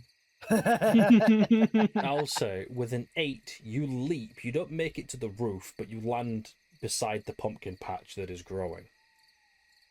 I just keep a land here. Yes, right there. Alright, fair. Anything else you're doing as you land, the fairy circle still activating? I'm gonna go about hide here and look. Roll me stealth. 24. They fucking vanish. And as you're looking and paying attention, they step through. Oh, Now, oh no, it's him. I'm going to move them to certain areas. Velvet, you can sneak inside. They're not going to see you. Rolled really well. And you can warn your companions. Yeah. I will say at any point if your companions or yourself are spotted, we're going to roll initiative, okay? Yeah, I'm going to go inside and wake everyone carefully and not as they're not making any sound. Okay, I'm going to move the tokens. Okay. You rush inside and you begin shaking all of your companions. Michael, move Goodberry to where he was sleeping. Well, back to my corner. She rushes inside, you wake everybody. Miss Latrice looks up at you all and he quickly says, "Oh no." It's okay. That's fine. Just stay hidden. He squeezed himself into a part of the wagon. Oh, 17 for stealth. Pretty decent stealth. You look out the windows and you all see these cultists and you immediately spot the one with the crow mask. You know who that is. Yep. Now, how do you guys wish to do this? It seems pretty Quietly? inevitable we're fighting these guys, right? Let's not make it harder for ourselves. Let's try. I will trust your guys' judgment on this and do whatever you wish. Do we know what type of fighter the Crow Mask was? Or our best assumption? He's a alchemical genius, so he could be using any range of things. He was the dude that was definitely tossing potions when we last saw him fight. Mhm. So definitely seems like a potion tosser. I'm just wondering if any of these guys will wander off. Like, if we have to. Hey, Jackson. Mm-hmm. He's really good at throwing potions, right? As far as we know. I have a spell that can hit stuff pretty fast. Do you think if he tries to throw a potion, we could try breaking the bottle before he throws it? Or if we see any on him? I mean, you can try, but he's very proficient. I'm sure he's thought of something like that. But I don't know. I don't know if we should rush out into a fight with them. We really shouldn't. Just in case. Right? Like, I think if we can hide in here, as long as we... If they just wander off, we might just be able to chill. Yeah. Yeah. So you guys are all laying low right now. Yeah. I think so, yeah. Okay. You're all sat there waiting for these guys to move. I will move them as they move throughout the environment. Oh, that ain't good. Oh, boy. One walks towards the wagon. Did you close the door behind you? I would assume so. You hear him walk up the steps. His hand rests on the handle, and he opens the door, swinging it open. Are you guys hiding? Mm-hmm. All of you roll me stealth checks. What I hide in the corner here. I'll roll for Rivari as well. Oh, 18 for me. 22. I got a 3. Okay. He steps in, immediately spotting Mr. Goodberry and goes, "You there? What are you doing in here?" Oh, he turns back to me. Can I grab him, cover his mouth, and kill him? You could definitely grab him, but killing him, you would have to roll a attack roll and do more than his health. Well, that's not gonna happen. I will say you will have advantage, and you will have sneak attack. Okay, but my daggers do 1d4 Do you have of any? damage. What other weapons do you have, Velvet? I have a rapier. You could use any weapon. You're jumping this man. My rapier still only does 1d8 plus 6. Yes, plus 3d6 stealth attack. And you're rolling with advantage, so you could get a crit. Fair. Okay, I'm gonna do it. We're about to jump this dude. Okay. What do I need to roll first? I have to grab him. Mm-hmm. So strength check. Just an attack roll. Okay. You were just shanking him. This is all one action. Two attack rolls on, I'm guessing. Yeah, Well, with it's for advantage. Yeah, with advantage, you roll twice, pick the highest. Let's see. That is a dirty 20. Okay. You hit. Okay. And then the damage. Mhm. First damage, like base damage 12. Okay. Sneak attack, let's see here. Sneak attack is 7. Okay. As he goes, "What are you doing there?" And he leans in, looking through, like peering through the darkness. And Mr. Goodberry, you see the flash of a blade behind him as Velvet slips out of the darkness. Her cat eyes illuminating as she steps out. She wraps her hand around his mouth, muffling him as you see a rapier pierce through the front of his chest, through his heart, and immediately he drops his sword. His spell dissipates. He collapses, and he's dead. Oh. Good. If that wasn't enough, Sparky would have definitely wait. helped out too. He was ready. Hold on. Rennie. That motherfucker had 19 health. He had Less 9. than 9. Oh! So they're pushovers. Jesus Christ. By golly. Fair enough. Are we trying to take out the rest of the group? Because they're gonna. I feel like they'll probably know someone's missing. Maybe we could just lead them in here one by one and just keep shanking them as they come through the door. Probably won't work for long.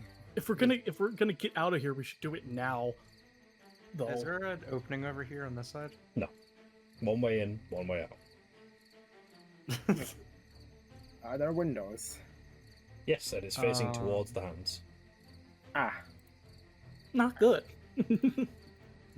I mean, there's only 4 of them, and one of them super strong. We can just try taking them out, and I'd still rather hoping not. that he's faking it. I'd rather not find out the hard way if we can avoid it. I'd rather. Jackson, try I am it. in full heavy armor.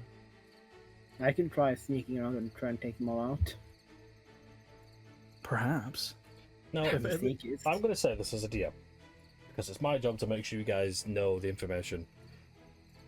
That cultist looked young, inexperienced, and not wearing gear that you're usually used to. The rest outside look pretty well armed and experienced. Okay, so it's just lucky that the weakest one came in here. That was Yeah. all that was entitled to a dice roll, and you got the fucking rookie. Oof, poor guy. I think we just let them. We sneak out of here and see if they just go. I say Yeah. we don't fight them. That could also work. Just sneak away. As you're talking, have- you hear the one in the bird mask go, "Alphonse, hurry up!" Speaking to the dead man laying at your feet. Yeah, we should go. Jackson Yeah. says quietly, "It's like we should just sneak out of here. Let's just go." Yeah. So can we just leave through like to the side here? Like we just go to yeah. the side. I will move them around the map since they are. I'm trying to dynamically show that they're patrolling. Okay. Yeah. If any of them have like, oh, That's unfortunate. and I'm guessing we're in his line of sight if we try to leave. Yes. So I'm That's. guessing like something like that Pretty much. at minimum. So we are very much in his line of sight. You hear him Right. calling out to Alphonse, who is dead. He's like, "Come on, we're leaving to the city." DM heard me. Hmm. Should we get back into jumping positions here in case he decides to investigate? Okay, can I make a very slight peek outside to see how armored he is, and then get a slight reading on how much health he would have, maybe? You could definitely try. Roll a stealth check. Okay, I'll give a 19. Don't worry about it. This is against his perception Yeah? because you're. I'm gonna give you sneaking- guidance. Yes. Guidance. Whenever you feel my hand on you, it's probably me casting guidance on you. I hope you know. Okay, so you rolled a 19 Yes. plus a d4. Yes. Let's see. A 19 plus 4, actually. Okay. So yes, 23. 23. Check this. No way he's with me. He's looking at you as you're peering out. He's not seeing you, but you see him. He looks rugged, his armor worn and seen a fair few conflicts. His face is covered by a mask, and he's gripping a very well-made sword, and he's growing impatient. So, what does my instinct tell me his health would be? Like, from to, like, just give me a range. I'm not going to give you a range, but I will say he's a veteran for a reason.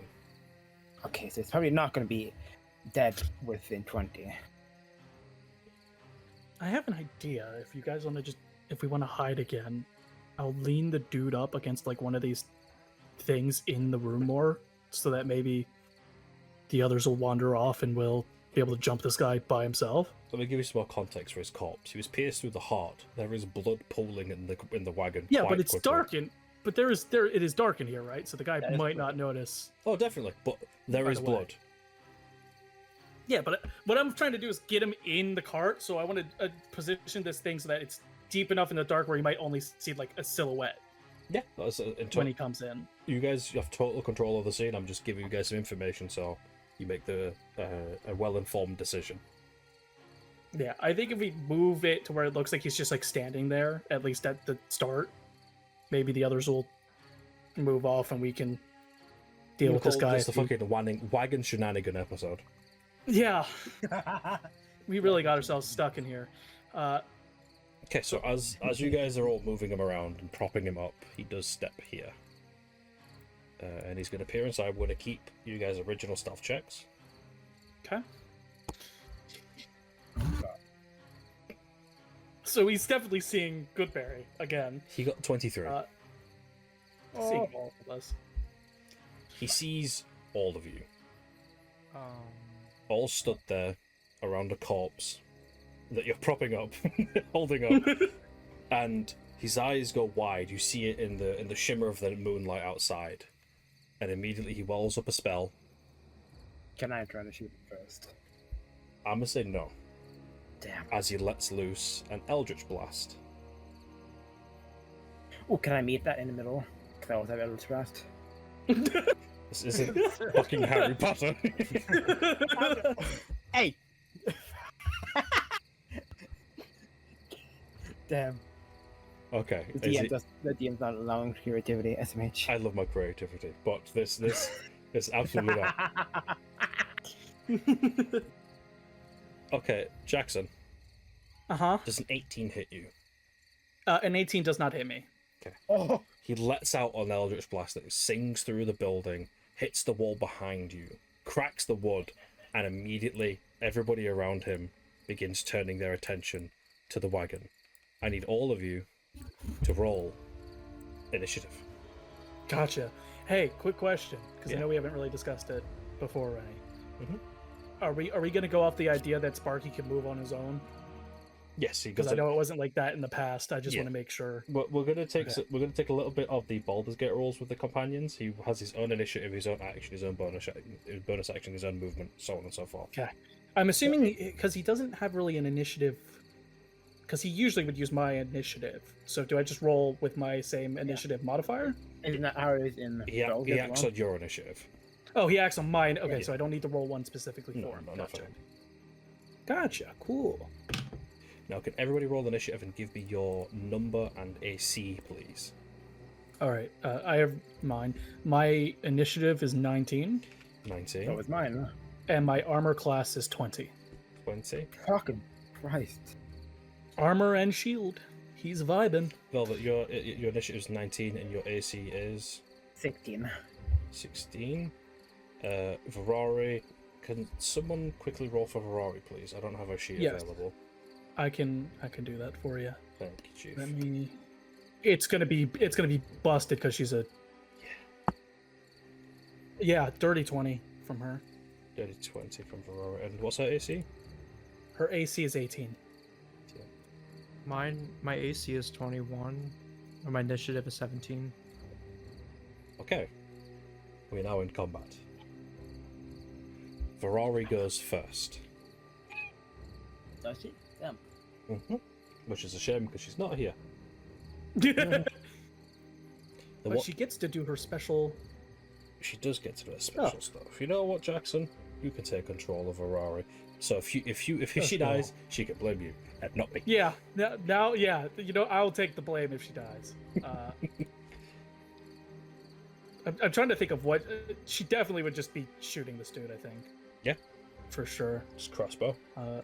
I can't actually edit her inventory, so we're gonna have to keep track of how many bolts she's using. Mhm.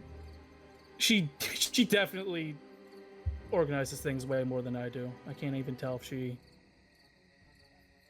I'm trying to see how many she has.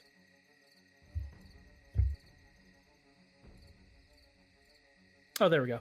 All right, no, yeah, she has plenty. So she'll definitely try to shoot that guy first. That is a 23 to hit. 23 hits. Okay. I'm gonna just roll damage, like roll dice on my sheet because I can't technically roll it on hers. It's all good. But that is going to be 8 points of piercing damage. Okay. Is that dude still up? Still up. Then she's going to use the Dread Ambusher to make an additional weapon attack. Okay. And if it hits, it deals extra damage. Gotcha. So that is a 26 to hit. Hits. So that is... God, I should not be rolling for her damage. 7 plus an additional 4, so 11 total with the second attack. Gotcha. Still standing. And I think move her. I think she try to stay in the back there. I think that's all she can do right now. Gotcha. Okay. Next is Jackson. All right, cool. Question. I'm violent. There's windows right next to me, right? There are. Does it look like I could jump out of them? Certainly, you could certainly fit through one of them. All right. Well, first off, I'm going to use my bonus action to rage. And you know what? Nah. I'm not gonna. I'm gonna just charge the guy. See if I can get it. Can I get out of the 15? Can I get out of this room, or do I need like which space is he in? I will quickly put him into the space he's occupying. Okay. Then I'm gonna definitely charge out of here. Sparky, 5, 10, 15, 20, 25 will go next to me. And I'm gonna swing at him. Okay. Okay, that is a 21 to hit. Hits. Okay, and Sparky's gonna use his reaction to add the extra lightning damage.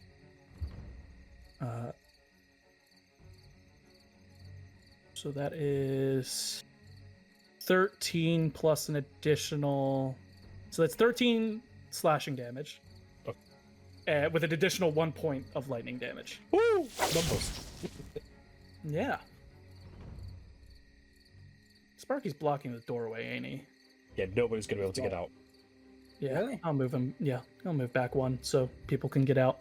How rough's this guy looking now? Pretty beat up. Pretty beat up? Okay, yeah. Is there anything else?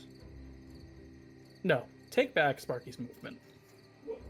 That was just Sparky's reaction. I forgot he can. He's gonna bite. He's gonna chomp. He's Let's gonna do attempt to chomp. Go Sparky. Let me find your attack. It's gonna be That's a 7 to hit from Misses. Sparky. All right. Yeah. Just bites at the edge. 5, 10, 15, 20, 25. Let me see if he has any extra movement speed.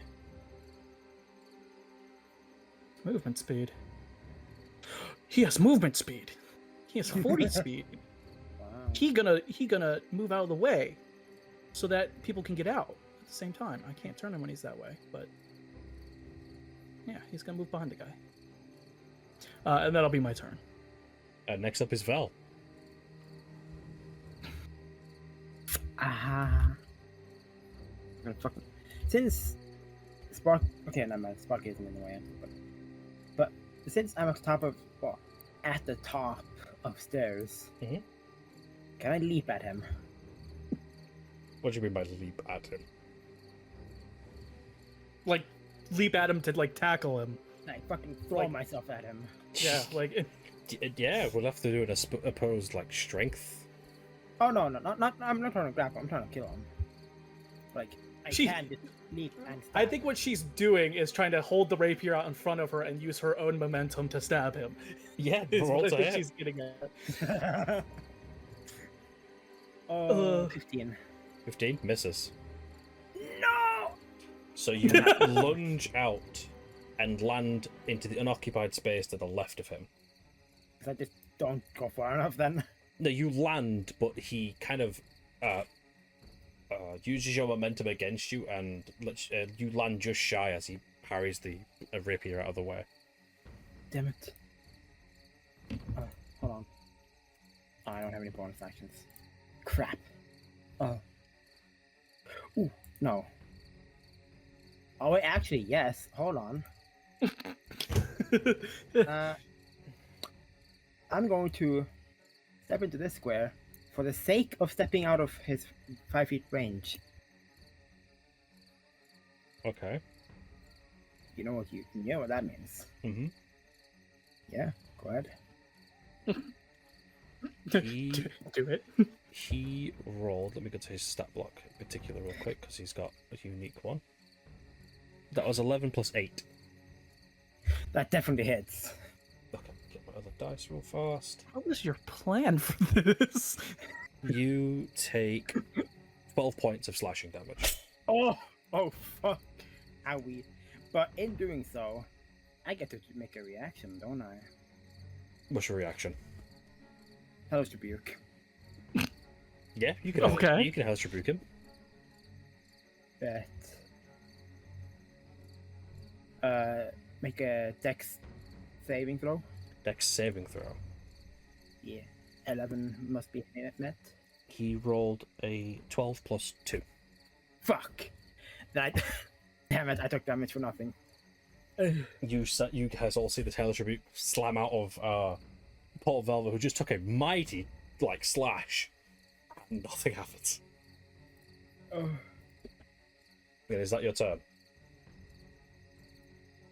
Hold on. I started in the corner there. It's like 1, 2, 3 movement. That means I have 3 more spaces.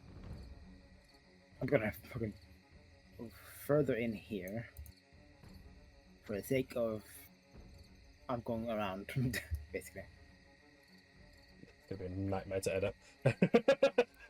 You guys fucking playing in the corners of the map. It's all good. Is that your turn? Unless I can We are trying to get out. Unless I can make a stealth roll now, because I will be trying to stealth and like shoot people with the shadows. If you're trying to drop into stealth, we'll do that now, yes. Okay. That is a 22.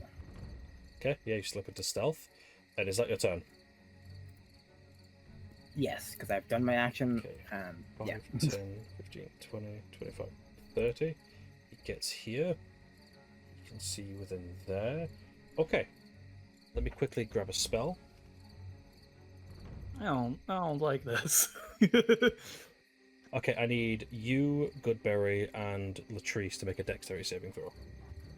I don't like that. Alright, at least I'm decent at those. 13. That'll be a 15 for me. Okay, 1 second. Who rolled lower than 13? I didn't. I didn't. Is that supposed to roll 2? Or... No. Okay, Miss Latrice did. Miss Latrice is going to take all of this. The rest of you are going to take half of this, okay? I need to go get a lot of d8s real fast. While we're waiting, changing weapons is a bonus action, right? Sorry? Changing weapons is a bonus action, right? Yeah, we said that at the start of the series. It's not supposed to be, but in the custom rules that we have, it is. Okay, so I didn't say it last turn, but can I have that bonus action switch my weapon there? Yes. 1, 2, Okay. 1, I'm gonna 2. have the last turn I grabbed my How many? back. Oh, it's a d6. Never mind. I need 8 d6s. 1, 2, 3, 4, 5, 6, 7. Where's the 8th? 8. Did this guy just cast Fireball? Yep. No, I don't like that. No. So I'm gonna read out the numbers. You both take half of this. Miss Latrice is gonna take all of this. Okay. Yeah. 6. Okay. 1. 4. How do you? I guess you don't have one, or Yeah, we just don't half 1. Just leave it at 1. okay. Actually, no. You can take away the 1. So if you're taking half, you just don't take the 1 if there is Okay. a 1. Okay. All right. Yep. 4. So I'll start again. So it is 6 plus Mhm. 1 plus 4 Okay. plus Okay. 5, plus 4, Okay. plus 3, Okay. plus 6, plus 4. Wait, are we rounding up? Down. You always round down. We all good? No.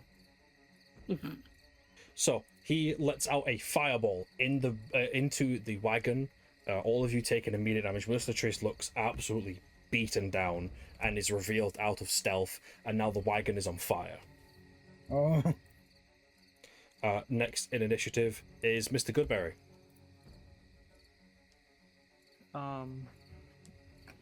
Is there a way to get? The only way to get out of this is walking past him, right? All through the window, if you smash it out. How much force would I need to? Like, if I used firebolt, would that break it? Anything will break it as long as you attempt to hit it. I will firebolt it. Okay, yeah. Roll to hit. 22. Yeah, it smashes straight through. It's not, the health is so low you don't need to. Where's the window again? Over here. Right here. No, there's only one window, and it's facing towards the hands. Okay, so I was over here, right? 1, 2. Would that be on the other side? Or I wouldn't be able to jump it, would I? No, you can jump it. You can climb through. You would land right here. Okay. And I will end my turn. Gotcha. Okay, I'm going to quickly put some things on the map. I know it's not exactly what it is, and it's gonna look a little bit weird. But just for the sake of cool. There we go. The wagon's on fire. Oh, I see. Next in initiative is one of the cultists. That would be cultist C, which is this guy who goes 5, 55, 60. Sees Mr. Goodberry, and that is his turn. Next initiative is my last, one of my other guys, which is this guy who goes 5, 10, 15, 20, 25, 30. Sees you, Mr. Goodberry. And he's going to attempt to throw a pot at your potion at you. That's how much? 5, 10, 15, 20, 25, 30 feet. Okay. That does not hit you, so it does not affect you. But you see he takes out a very large glass vial, tosses it through the air, and it lands on the ground. And as it hits the ground, it bubbles the dirt and the stone. And that is some form of acid. Next is the guy who's been stood in front of you, who's going to try and take a swing at Mr. Goodberry. No, Mr. Goodberry. Jackson. Huh? Yeah, I was about like, to say. Okay. He's going to try and hit you. That is 13 plus 7. Yeah, just barely. Just barely. He's going to do... Where And is this is just a normal weapon, right? Yeah. Okay. You take a 7 plus 4 slashing damage. So I take 5. Gotcha. And he's going to attempt to do it again. Misses on the second swing. Okay. But he's going to take... Oh! He's going to take a Sorry. attack of opportunity on you. From you and Sparkus. He's going to go 5, 10, Okay. 15. So 5, 10, 15, 20, 25, 30. Okay. Sparky rolled a 21 to That hit, hits. and I rolled a 23. So yeah, that hits too. Yep, that hits. So that is 11 slashing damage from me, 11. Okay. and then give me 1 second for Sparky. Sorry. 3 points of piercing damage from Sparky. Okay, he's still up, but looking pretty beaten down. Starting to bleed a lot more.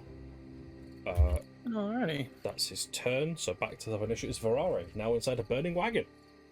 Okay. 30. She'll come out here. She's going to go ahead and Hunter's Mark the individual in the crow mask Mhm. with her bonus action. I can't mark her spell slots, but she has used one of her 3. Gotcha. And then she's gonna go ahead and attempt to make a attack Gotcha. with her crossbow. That is going to be a 24 to hit. 24 hits. Okay.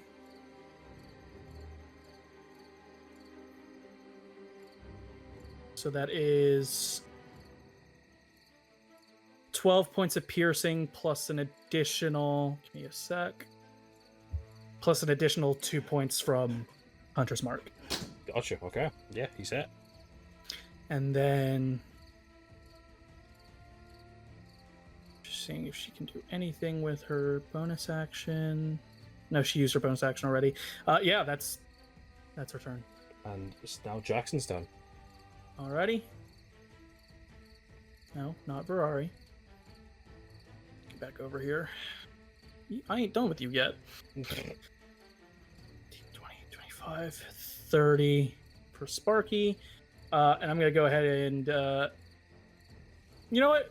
I'm going to make Sparky attack first. Let's do it. See if Sparky can get him. That is a 17 to hit from Sparky. Hits. And he does 4 points of piercing damage. 4 points of damage. Still up. Okay, then I'll go ahead and take my swing at him. That's 26 to hit. I'm pretty sure. Yeah, that definitely hits. And that is 11 points of slashing damage. Okay, he's down. Let's go. You slash him down the back, he collapses to his knees, and he is donezo. And then I shall turn. And is that your turn? Yes. Velvet, this is your turn. Okay. 1, 2, 3, 4, 5. I just managed to get there with 6. Okay, you are still... Actually, let me check if you get revealed by anybody as you enter the line of sight. I would rather roll again. I'm going to keep your standard stealth. That was cocked. Okay, yes, you're still hidden. Let's see. Okay. Can I, like, what's the word? Assume anyone's ease of killing? No. From by just seeing. Which one seems the most important to kill? Probably the bird mask guy. That would be up to your discretion. If I shoot with my bow, will that reveal me? Yes. The silent weapon, the bow. Oh, well, they can see where the arrow came from and try to see if they can see you. Yeah, but it's not gonna Doing anything from stealth has a possibility of revealing you. Yeah, but not guaranteed. Not guaranteed. But if I use the gun, it's definitely more guaranteed. Yes. Possibly. Yeah. The gun doesn't even require a roll. You will be seen. It's a gun. Okay, fair. No, hold on. Firearms are allowed if you fire the weapon from fighting, then you have a disadvantage on ability checks to remain hidden. Mhm. Oh, so it's not technically guaranteed, but that's up to you. You're the Yeah, DM. I made that gun. Fair.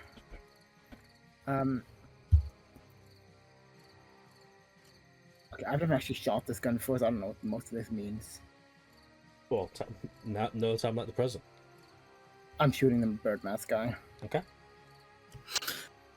First time she shoots the That's it. gun since she got it, boys. 18. 18 misses. What? Fuck.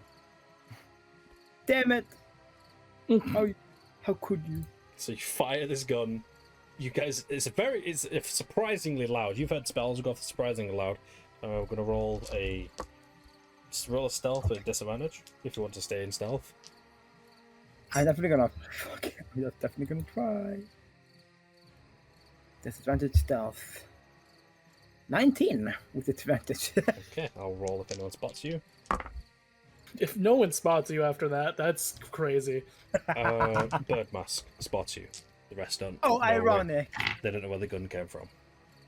If anyone was going to spot you, it would be the guy you just shot at. Yeah. It's a fucking. So that's an action to shoot with, and yeah, I've used my movement, and I don't have any bonus actions, as far as I'm aware. So that's your turn. I'm actually very stupid. You Last could. turn I could have gotten here last turn because I have cunning action, which is. I was a about to bonus say. action. Yeah. Fuck. You could use it now. Fair. But why would I? I'm not going anywhere. You could get behind cover. Then I can't shoot. Okay, I'm just saying. I'm not telling you what to do. Yeah, I know, but I'm just. That's my turn. Okay, that's your turn. I'm also surprised I didn't fucking hit anyone else.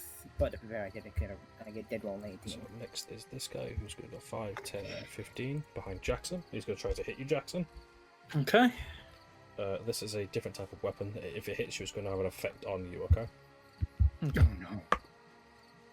Okay, he rolled 16 plus 6. Yeah, that hits. Okay. Of course. Doesn't hit too hard. It's only a D8. But the effect is something special. I'm You still take raging. you take 3 plus what is that? 5 on the attack, So that's only 4. and you are now under the spell. Where is it? You are hit with calm emotions from his weapon, Screw you! so you are dropped out of your rage. Don't worry, I got another one. Next in initiative is Mr. Goodberry.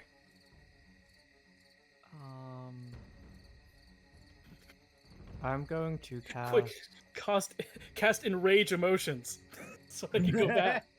If I hit you, would it bring you back? No, it's just it's Okay. gone. I just Yeah. want to make sure. Birdman's gonna get hit with guiding bolt. Let's level do it. Level 1 guiding bolt. 1. Does a 17 hit? It does not. Okay. Well, Guiding bolt rings out, slams into the boulder behind him. I got a ding. Anything else you'd like to do, Mr. Goodberry? Movement, bonus actions. I got another bidding. am I near the? Will I get opportunity attacked? No, nobody has opportunity on you. Okay. 1, 2, 3. Can I still see him from here? Very. Or- It's a little difficult. You're looking through the people and around the stones here. Okay. I'll end my turn here. Okay, and it is Cultist C, which I believe is the guy. It's the other guy next to me. Yeah, it I is. imagine. I'm so sorry. I like how I just got that, and you immediately brought an enemy to counter me. I love that. This was I rolled on my kill squad list, and one of them had this fucking weapon. I'm so sorry. Of course you have a kill squad list, you fucking nerd. I don't know what to do to you, Nathan. I'm sorry. Just do it. Just hit me with it already. Are you sure? Rennie, anything you do to me has the chance of knocking me right now. There is no way around it. He steps forward, lays a hand on your forehead. I need you to make me a wisdom saving throw. I'm good at those. That's a 21. 21. You withstand it, and you immediately know he just tried to cast Charm Person. No. You ain't doing that shit to me. Okay, and next one is Bird Boy.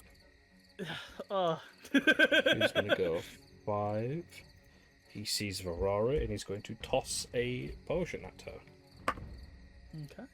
That is 12 plus 6. That does hit. She needs to make a dexterity saving throw. Dex save throw. Okay. 16. She fails. As the bottle hits the ground, black ooze emanates from underneath her that immediately turn into wrapping tentacles that hold her arms and her legs down, and she is now technically grappled. She cannot use her arms. She can only speak at this moment. She's grappled or restrained, because there is a difference. We're going to say grappled. Okay. So you are aware that she could still make attacks through that. Yes. Okay. All right. Just making sure. It is trying to hold her down and keep her in place. Gotcha. She takes. Where is it? Oh, she's Two. taking damage. I can't edit her damage, so Just have to remember what health she's at. I have. yeah. What's her health right now? Because I can track it on my side. 36. 36. Alright, I can track it on my side. She takes Gotcha. 6 plus 3 plus 8 damage. 30. 6, 7, 8, 9, 10, 11, 12, 13, 14. Okay.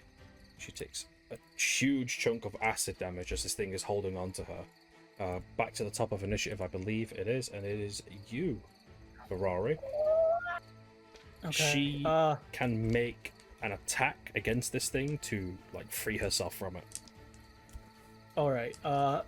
If she chooses, she can still attack other things around her. It'll just be at disadvantage, right? Yes. I think she is just gonna stay here for now. Mhm. She's gonna go ahead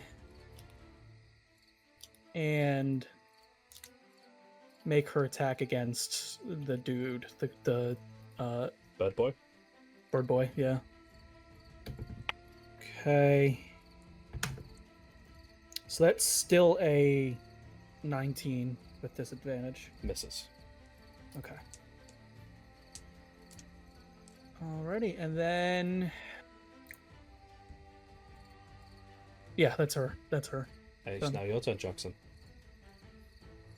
I have a feeling, no matter if I rage or not, the dude's just gonna slam me with the rage killer again. He could miss. He could, but he didn't that time. You know Roll the what? dice. I'm gonna make him hurt for it. Oh, no. I'm not gonna rage. I'm about to unleash the power of the sun on this boy. Power of If I hit. anime and God is on her side. Yeah, well, he's getting hit with an elemental smite, so Yep, he's going hoodie. he gonna hurty if I hit. I hit. That's a natural 20. Let's do it. Sparky's gonna pump a little extra lightning damage into this too. Why not? Okay.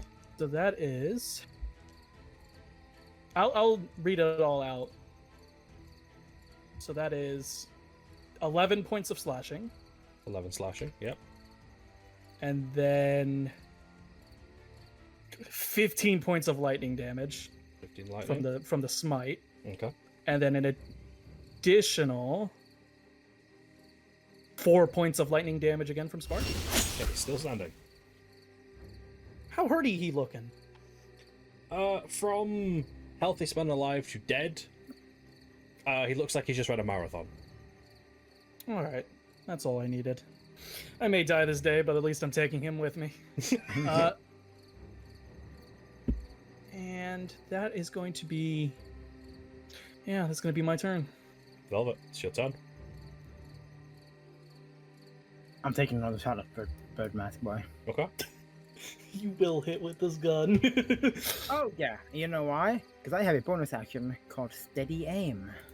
I forgot about that. Yeah. Which I also didn't know about last turn, which would have been great, but it does say only how it moved. Yeah, and you get your sneak attack if you hit with this. You do? Yeah. I'm going to give myself a... So, Steady Aim Wait. gives me advantage on... my It's 5 attack feet. roll. The closest ally's 10 feet. No, but if you have advantage, you just get sneak attack. Oh yeah, sorry. I'm so fucking stupid. Give me advantage on my hit. Let's see here. It's a 21. Hits. Let's fucking go. And then I rolled that. Okay, now I have to figure out how this damage rolls. Now So- you got to figure out how much you did roll it. No. So there's the damage button, and then there's also in the notes plus 1d12 for piercing. What does this mean, Rennie? One second, I've got a cheat leg. So, what is the damage roll? The damage button says 2d10, and then in the notes there's a plus 1d12. So, what ammo are you using first of all? The one I got with it, the modern. When you were at the Mages Guild, did they specify what damage type it did? Because every bullet does something different.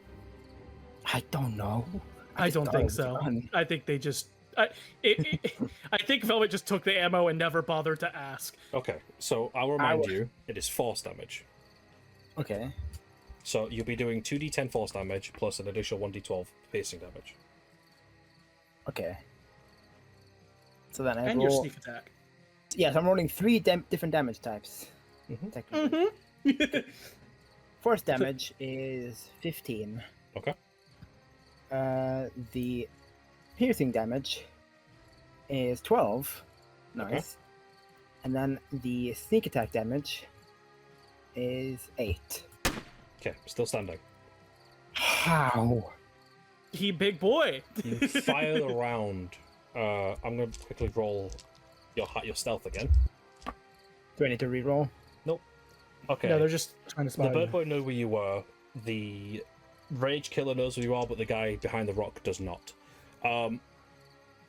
Yes, the round goes through the air and nails him. I'm going to say like directly in his like left shoulder.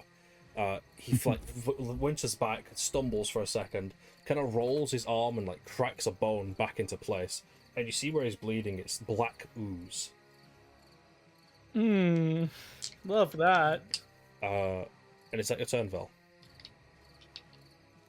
Theoretically not, since I couldn't move. What? Okay, what counts as behind this finger? Here and here. 1, 2, 3, 5. I can get there. Okay. You're technically in half cover. Bet. Is that your turn? Yeah. Okay, it's Mr. Rage Killer, who's going to try and bonk Jackson. Mm-hmm. That is a total of 13. Misses. He misses. He's going to follow up and take an opportunity attack from you and Sparky. Sparky. 5, 10, 15, 20. Dang. They really like running away from me today, apparently. It's almost like they know. That is a 19 from me. There's a misses. Okay. And that is a 24 from Sparky. That hits. Alrighty. It's a 3 points of piercing damage. He's doing his he's doing his part. He's doing his best. He's doing his best. A little nibble on the way through. And is that your turn? No, not my turn. It wasn't my turn. It was his turn. I'm stupid. Mr. Goodberry, it's your turn. I am going to cast Healing Word on Jackson. Okay. Okay. You should have range, yeah. At 60 feet, yeah. Yeah, you got plenty of range. Level 2. So you're going to get 12 hit points. Thank you. No problem. And I'm probably gonna stay where I am because you said I'm assuming other people can't see me that well. Not unless they give you their complete attention. Okay. I'll stay where I am. Then my turn. Gotcha. Next is the boy next to Jackson, who's going to try and hit him. Okay. Actually, Oh, I'm dumb. he's going to put his hand to his chest and cast a spell. I don't think you would recognize it unless you want to roll an Arcana check real fast. I mean, I'll try. I don't know if I'll actually know. 7. Even with a 7, this looks very much like the magic that was being cast at the ritual when Varari sacrificed that person. Oh no. And you begin seeing oh, the no. runes and the glyphs on his body begin to light up as he begins to strip himself as armor, and that's his turn. Oh. Next one is Bird Boy, who is going to run over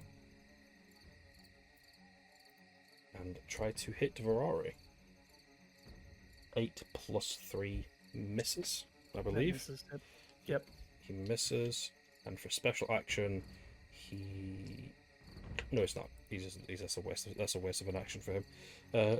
Next is Varari. Okay. Oh, start of her turn. Hold on, she's going to take some more damage. 6 plus 2. Okay. How's she looking? She hoary. She has 10. She hoary? She has 10 HP left. I will say that. Can she use a potion? Yeah. When she's gonna chug her superior healing potion, I think. Okay. That's 8d4 plus 8 hit points. So I'll roll those. So that's a total of 24 hit points back to her. Okay. As she does this, the bird boy is going to do an actual special action I made for him. He analyzes her taking a potion real quick. All right. And as a special action, you see the potion in his offhand change color to exactly to match the potion that she just drank. He now has a superior potion in his hand, and he could heal at any moment. Okay. That just means we get to make him suffer even more. And then that was her bonus action, correct? Yes, bonus action potion.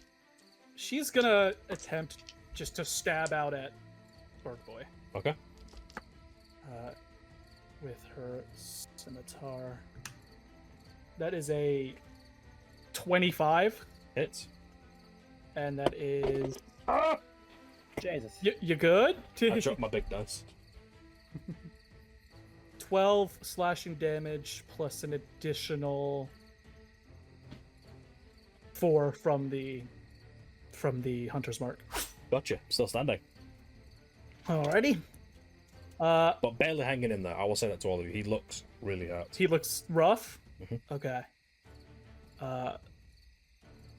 Alrighty. And that'll be her turn. Okay, I will do this as the fire begins to spread.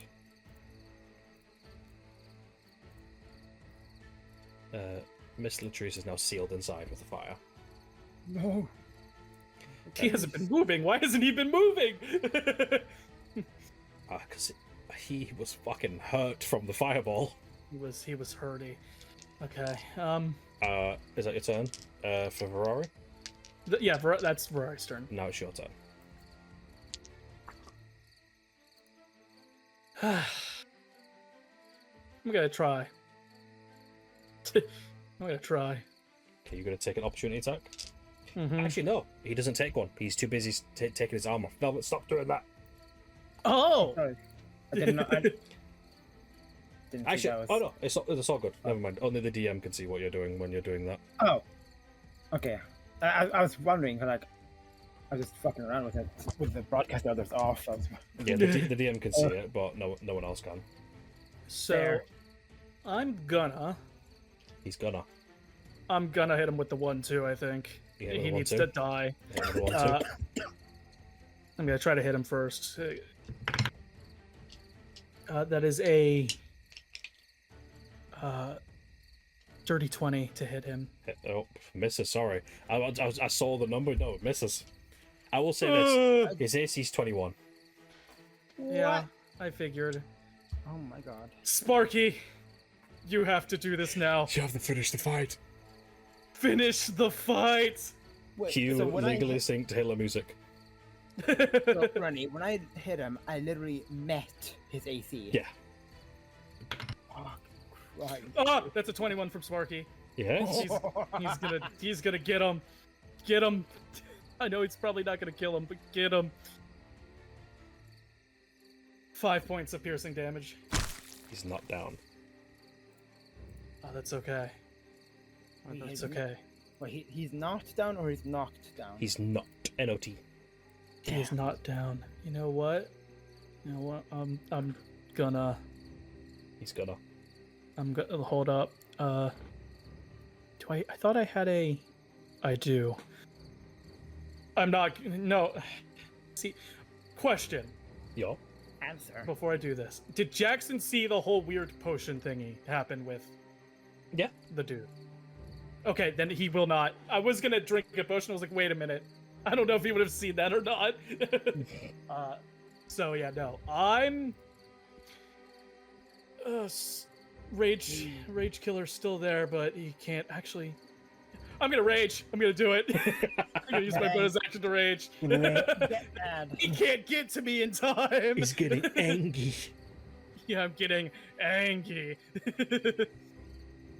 And that's gonna be my turn. Okay. Next initiative is Velvet. Let's see here.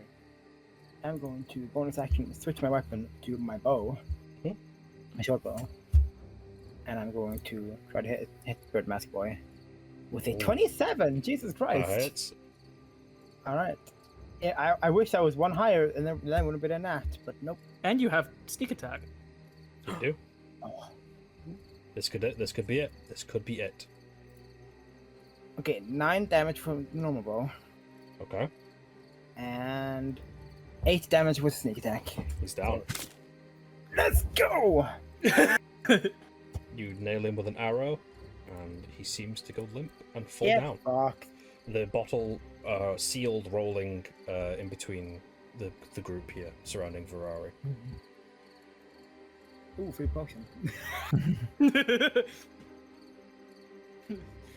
You're glad you copied that superior healing potion, huh?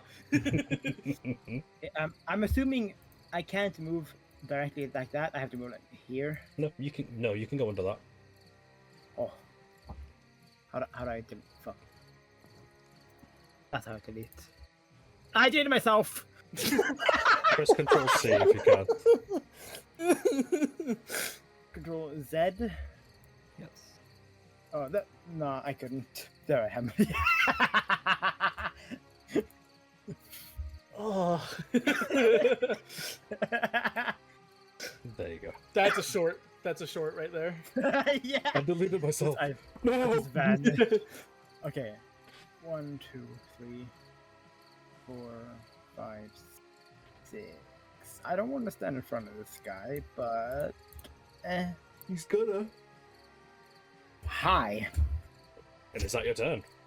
Yeah, that's my turn. I did bad And- action. It is Rage Killer, who is going to try to hit Ferrari. Oh boy. That's a natural 20. Oh boy. Oh. Oh boy. no. Wait. They did? No, this guy did over here. Wait, I probably can't see him, right? No, you can't see him. Fuck. My apologies. This is happening. So that is 1. At least he didn't hurt that much. Yeah. Crit. 1, 2. 2 of these. Okay, she takes 8, 9, 10, 11, 12, 13, 14, 15. She takes just shy of 19 damage. Thank the gods I made her drink that potion, actually. And she's also hit. She's also hit with calm emotions. So what does that do in the context of not raging? Does that mean she just doesn't want to fight? I feel like she doesn't resist the tentacles. Which, Okay. oh, No, I did not forget. I'm still on track. We're on track. It's still your turn. You can still... No, because at the start of Ferrari's turn, unless she Of fights her off the turn. tentacle, she takes more damage. Yeah. Next is Mr. Goodberry. Okay. Don't think I didn't see that. Velvet. Why is this? Why does it say that on my screen? What do you mean? Anyway. Can I see him now? Oh, who are you looking for? This guy. Yes. moved up. Yeah, you can see him. Through the fire and the flames. Play a legally distinct guitar riff. I am going to level 1 chromatic orb him. Okay. Then I'm gonna go with lightning. Okay. Does a 25 hit. It hits. He's going to take 11 lightning damage. Okay, still standing. And can I cast a bonus action spell? As long as it's not as long as the spell isn't an action spell, yes, you can. So if it's a bonus action, okay. Yeah, that is a custom rule to this campaign, but yes, you can do that.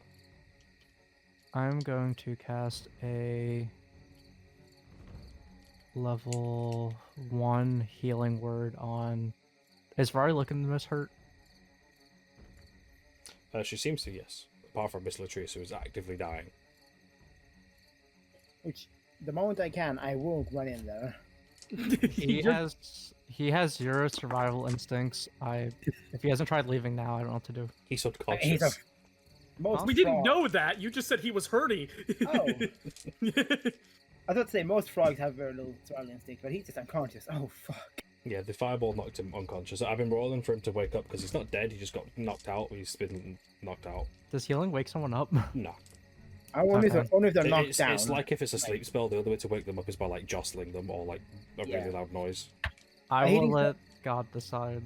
a healing spell wakes them up if they're like knocked down, like on 0 health. But that's it. Not from like unconscious. Am I close enough to heal her? It's 30 feet. Oh, wait, no, it's 60 feet. I'm good. Yeah, you've got plenty of space. I'll do a level 1 healing word. Okay. And she's going to get 9 hit points. Okay. She's still standing. She's been in a perpetual state of pain. She's a fighter. I have my turn. Okay, it is the guy who's been stripping down, who is now completely naked. What? Like, naked? Wait, why is he? No, you'll see, because when I change his token, he strips down off his shirt, and all the runes and glyphs on his body light it up, and his hands light up with the same runic magic you saw at the ritual, and he looks very angry. He charges forward to our resident Velvet, Uh-oh. and he's going to do... How many attacks is this? Oh, please, no. How many is that? Oh, please, God, no. He's going to be 6 attacks against you.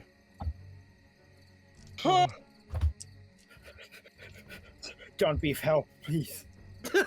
1, 2, 3. No, oh. 1, 2, 3. Actually, he's going to do 3 first. Three attacks. So, it was 17 plus 4, 13 plus 4, 4 plus 4. 2 of those hits. Okay, 2 of those hit. You take... I'm so sorry, Velvet. 7, 8, 9, 10, 11, 12, 13, 14, 15, 16, 17 plus 6. I'm 17 down. plus 6. With the 17, I'm down. So I'm down. You I got see, fucking he lets clapped. out this almost incomprehensibly quick flurry of blows, hitting Velvet twice out of the 3, and she's out cold. As he's breathing and panting, you see the wounds and runes are also bleeding on his body as he turns his attention to Jackson. One angry boy against another. And he closes the distance and uses his attack on you. He's going to try and hit you 3 times. The first one was 18. Second one was fucking 5. The last one was 19. They all miss. It just throws these punches and just winning a miss. But very fast, very scary. Jackson's just blocking them all with his shield. He is He's just terrified. not having it. Yeah. Next in initiative is Goodberry. No, it's not. Oh. Wait. Hold on. Let me zoom in. Hold on. I'm stupid. Let me just a sec. The bear just went, didn't he? Yeah. That's why I went wrong in the initiative. It is back to the top of initiative, which is Rory. She's going to take some damage. She cannot resist these things though because of calm emotions, right? Yeah, she can't resist them. Okay. So feel I know so- what she's. I feel so bad for her. She hasn't been wanting to this entire time, to be honest. But Jesus Christ. She takes 13 damage she hurty a little bit. just by the tentacles alone. It's still her turn. Okay. She's gonna use her bonus action to move the Hunter's Mark to the Rage Killer, Mhm. and then she's gonna take a swing. Let's do it. So that is a. Sorry. God. 20. over 20. It's over 20. Yeah, it hits. All right, I figured. I just wanted to make sure. So that's 8 slashing damage from her scimitar plus an additional d6 plus an additional 6 points from the hunter's mark. Okay. Barely standing. Okay. Then that's her turn. Gotcha. Your turn. All right. I'm gonna start with Sparky. Sparky's gonna bite this dude. He don't like this Okay. dude. That is going to be a dirty 20 to hit. Hits. Okay. His AC's now lower as well because he's not wearing armor. He's attacking the other dude. Oh, the Rage Killer? Yeah. And how much, what did he hit, sorry? 20. Dirty 20. Yeah, that hits. Still hits. Yeah. And he deals a total of 3 points of piercing damage. Hey, got him closer. Got him closer. Yeah. And then I'm gonna just swing at Angry Dude here. Okay. If I hit, I'll use the smite as well. That is a 23. I think it hits. 23? Yeah, that hits. Yeah. And he's using the smite, and Sparky's going to use his reaction. Okay. So it's 6 slashing damage from me, Okay. plus an additional 6 points of lightning damage from the smite, Okay. plus an additional 2 points of lightning damage from Sparky. Okay. All of those are halved, by the way. Gotcha. Is that your turn? What I'm gonna do, Oh. gonna just Just maneuver around him. maneuver around him, get to Velvet and Sparky. Sparky's really kind of stuck because he can't really move, so he's gonna chill right there. Yeah, okay. And that's my turn. Velvet, roll me a death saving throw. Let's see. That's just a normal d20, yeah. Mhm. First one is a 12, so one success. Okay, I will say this just to clear up some rules for death saving throws since we're making them now. Natural 20, you get up with 1 HP. Natural 1, it is still just 1 loss. You don't lose 2. Okay. Cool. Cool. Okay, champ. Next is Rage Killer, who is going to try and hit Ferrari. Oh boy. Total of 19. Hits. She takes, sorry. Oh. She takes 16. She's down. Damn. I will put the skull. I can't see it. Never mind. Well, there I will put it down. Rory and Velvet are down. He sees that as she collapses. He goes 5, 10. Takes an opportunity from good old Sparky. 15, Sparky. 20, 25. That is a good old 17 from Sparky. He misses. The poor boy. That's okay. He's trying his best. He's trying his best. He misses a bite. That's his turn, and that should be Mr. Goodberry now. I'm gonna go 1, 2, 3, and I'm gonna cast Spur the Dying on Vel. Okay. I just stabilizing me, right? Yeah, you're no longer making death saving throws. I will also say, as you're down, you can speak. You're not dead. You are dying. So if you want to like mumble some words out to your friend, like word of advice or something you can do, you can say it. But you're no longer making death saving throws. But you can still make your d20 rolls on your turn to see if you can get it with 1 hit point. There. That's a good shot. Just He's looking at hurt. the most hurt in your group. No, Me. Oh, the enemies. no enemies. Rage Killer. Him. Yeah. The guy who is raging, the first bit of damage he took this entire fight was just now from Jackson. Hmm. Okay, so he has the most. He has the least. Yes. He can theoretically kill us here if he's lucky. I'm gonna cast a level 2 magic missile. Okay. Can I choose like where I spread it out, or do I need to assign? How many beams do you have? 4. You can at assign level 2. how many beams to whoever, wherever. Okay. Like before, or after I get the numbers. I do before. Before. 2, 2. Gotcha. I get a 2, a 5, a 5, a 3. 2, 5, 5, 3. Okay. Both still standing, but the one that was at least he's on death's door. Okay. Then is that your turn? And I have a plan, but it won't be good if, depending on how damaged we are, so I'll end my turn. Okay. And it's Mr. Rage Boy who's going to spin and attempt to beat Jackson to death. He probably will if all 6 of these shits hit him. Yeah, he's gonna try. He's gonna try and hit you 6 times. All right. I'm gonna get 60 20s and read out the numbers added up as well, so you don't have to add these yourself. You ready? Yeah. 14, Miss. 20, Hit. 19, Miss. 3, Miss. 20, Hit. 18. Miss. So how many? 2 of those hit. 2 of those hit you. Okay. You take a total of. Is this halved from my rage? This is all halved. Okay. 8 plus 6 plus 7 plus 2. Okay, 8.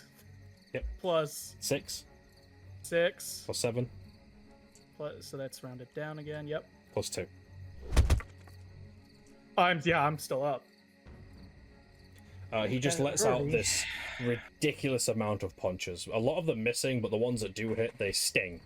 You see he is bleeding. He is definitely hurting from this magic he's using. Okay. Top of initiative, Jackson, after just being fucking beaten. Doesn't Ferrari go before me? Vari's down. She needs to make a But death she saving needs throw. to make a death saving throw, yeah. Roll it for, here we go. Oh, she succeeds. Alrighty, cool. Alrighty, that dude Hurdy. Sparky, I need you, buddy. You got it. 5, 10.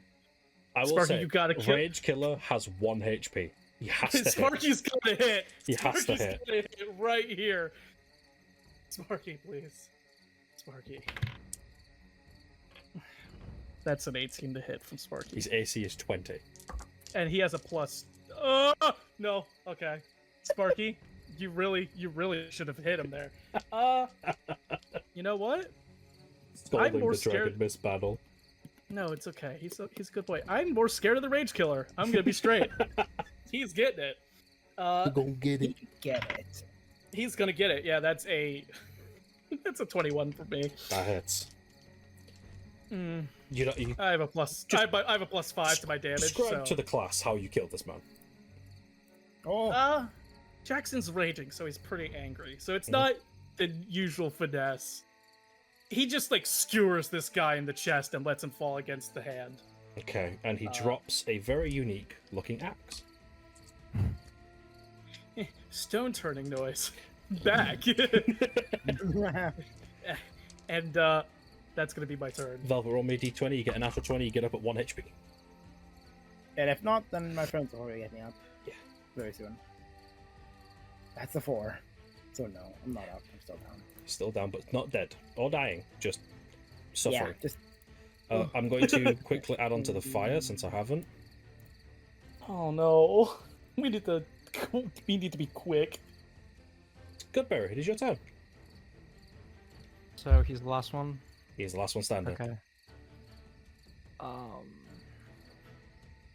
I'm going to cast a level 2 magic missile. Okay. All 4? Yes. Okay. How much damage? 3. 3. Plus 5, so 8. Okay. Plus 3, which is 11. Okay. Plus 2, which is 13. Okay. All of that is halved. That'll be good. Yes. Okay, Jackson. He's gonna try and hit you 6 times. I'm about to be assaulted again. Okay, here we go. I'm gonna add. These are all gonna be added up for you as well. Yep. 20, Hits. 18, Miss. 11, Miss. 21, Hit. 7, Miss. 9. Miss. So again, only 2. 22. You're getting lucky. I bought that shield for a reason. And you are taking Uh-huh. 8 plus Okay, so- 3 plus Okay. 4 Okay. plus 7. I'm still up, but I'm barely. Okay, he's also going to take some damage from expelling his energy. He has been every time he's hit you, he's taking damage. Just so you know. Okay, yeah. And that's his turn, Jackson. After being assaulted. Okay, yeah. Ferrari needs to make her death save. Oh, yep. Hold on. Failure. Uh, Did she pass the first one or fail? She passed the first one. She passed the first one. Okay. What I'm gonna What? do? Oh god, is it worth it? How do I? Yummy. Superior healing potion time. Drink. He drinks Angie. So that is 8d4 plus 8. I gain 23 health back.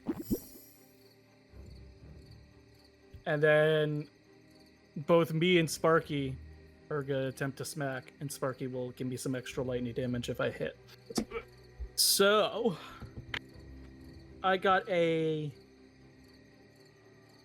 23 to hit. I'm pretty sure that hits. Yeah, it hits. And then Sparky doesn't hit. Sparky got a 7. Poor guy. Wow. But at least he's giving me some extra lightning damage for the attack.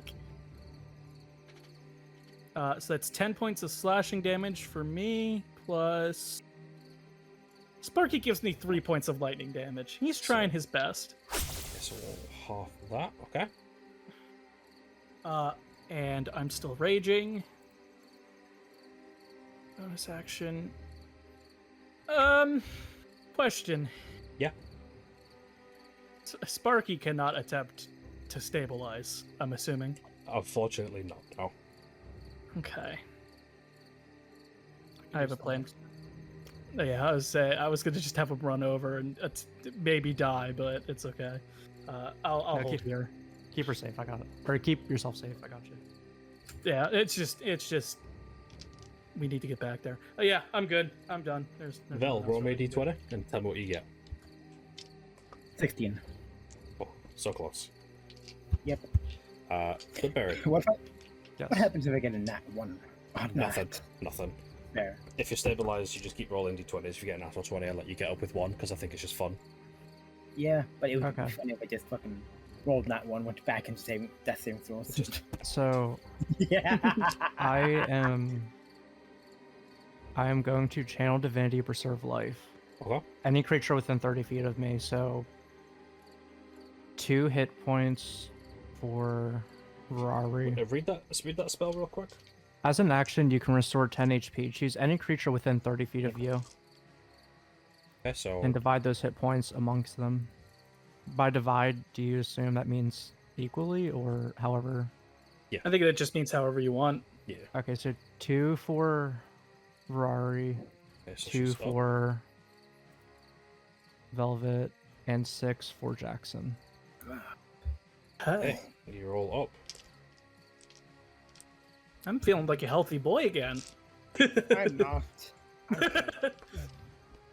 I'm trying to save my last spell slot for good berry. So I Right. have 10 of them bitches and we'll get 40 health. Yeah, no, understandable.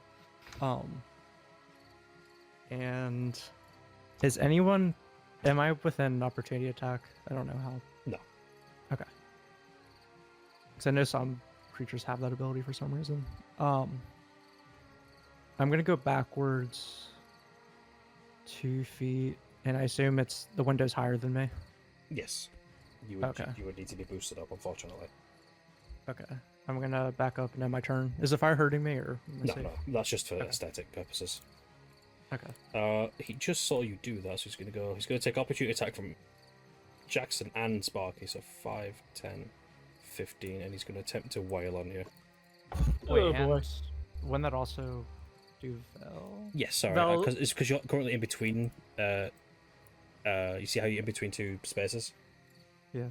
Can you put yourself in the space that you're currently in? There you go. Yeah. So yeah, everybody gets an opportunity attack on him apart from Ferrari. That's oh god, oh no. Sparky missed it. Well, Sparky got a 15.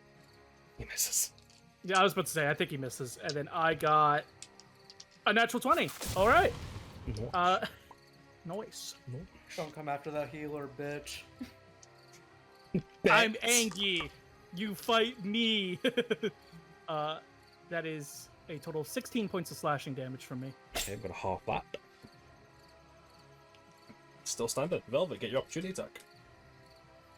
Ooh. Ooh. But I just rolled a d20 by fucking default. Goddamn. I'm kind of stupid. Opportunity attack, rapier, I guess. 16. Hits. Oh, Sparky was so close. Yeah, really fucking close. Roll half that. Right, still standing. Mr. Goodberry, he's going to try to hit you 6 times. Okay. One of them is a natural 20. Hits. And, the other one is 15.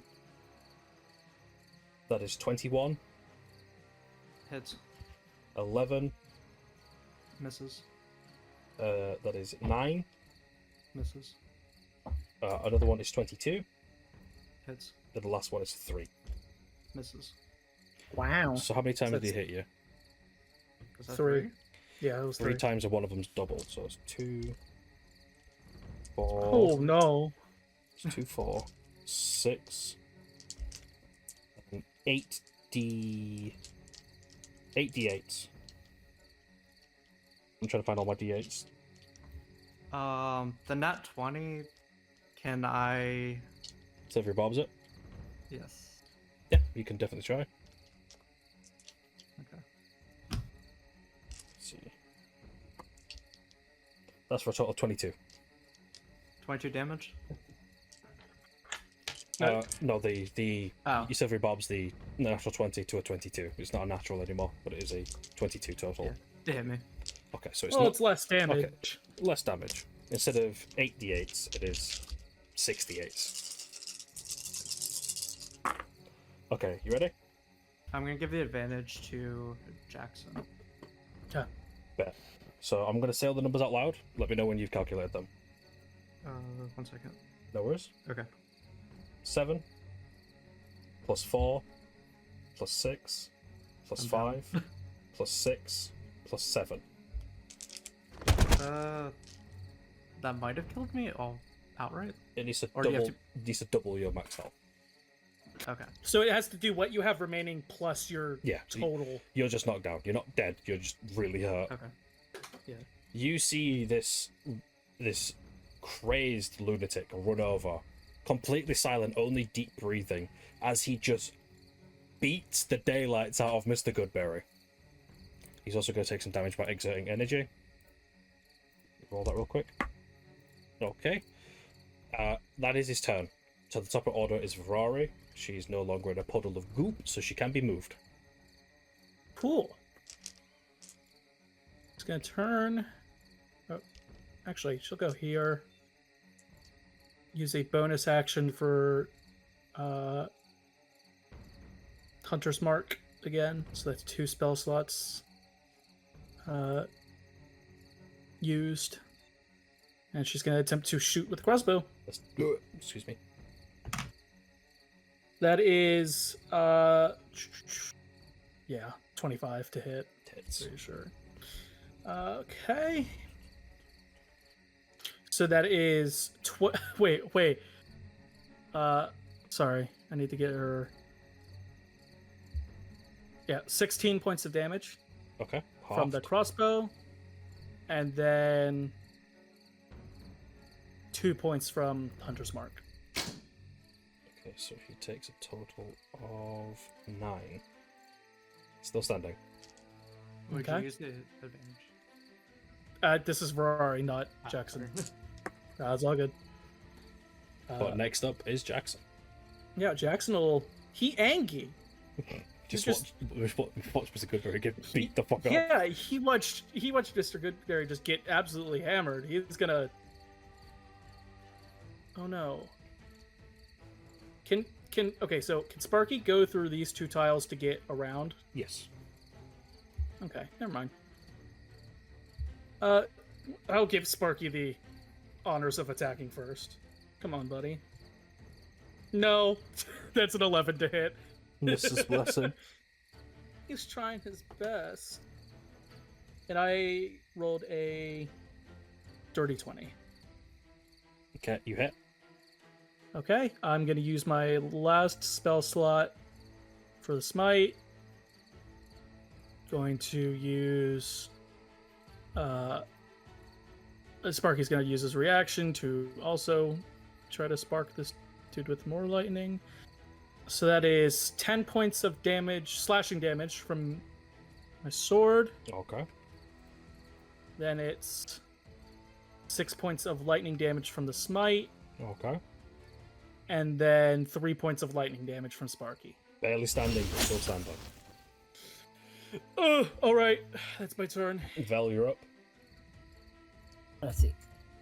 So I use half my movement speed to get up. Yep. I'm going to. Run the fuck away. I'm not going to fight. Say it like that. I'm going to 1, 2, 3. Bonus action dash. Okay. Get in. Can I pick him up? Strength check. 17. Yeah, you hoist Mr. Latrice up. And then I'm just gonna. I use 2 to get into there and him, and then I have 1, 2 to get out. 3, 4. There we go. That's all my movement. I move him here. So he's not gonna fucking die. Then, do I In that after case, I will. Oh, dear me. Oh, That's a lot of fire. oh my god. Yeah, do I have an angle on Mr. Glowy Man? Sorry? Do I have an angle on Mr. Glowy Man from here? Yes, you do. Well, since I used my bonus action dash, I'm gonna fucking shoot this guy with my bow. Let's do it. That's a 14. 14. Misses. Damn. And is that your turn? Yes, because I used my movement Okay. and my bonus action. It is Goodberry's turn. Death saving throw, my friend. I pass. Yeah, hell yeah. 19. No, Pass oh, so away. close.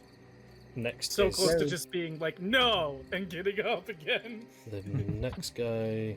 It's him again. Can't turn around because of the models, but he's going to attempt to punch Sparky 6 times. Oh no, Sparky. You ready? Yeah, you know what? Sparky's ready. He's So first one was 18, hits, 14, misses, 5, misses, 16, hits, 18, hits, 10, misses, 17. hits. So that's 4 times. 2, 4, 6.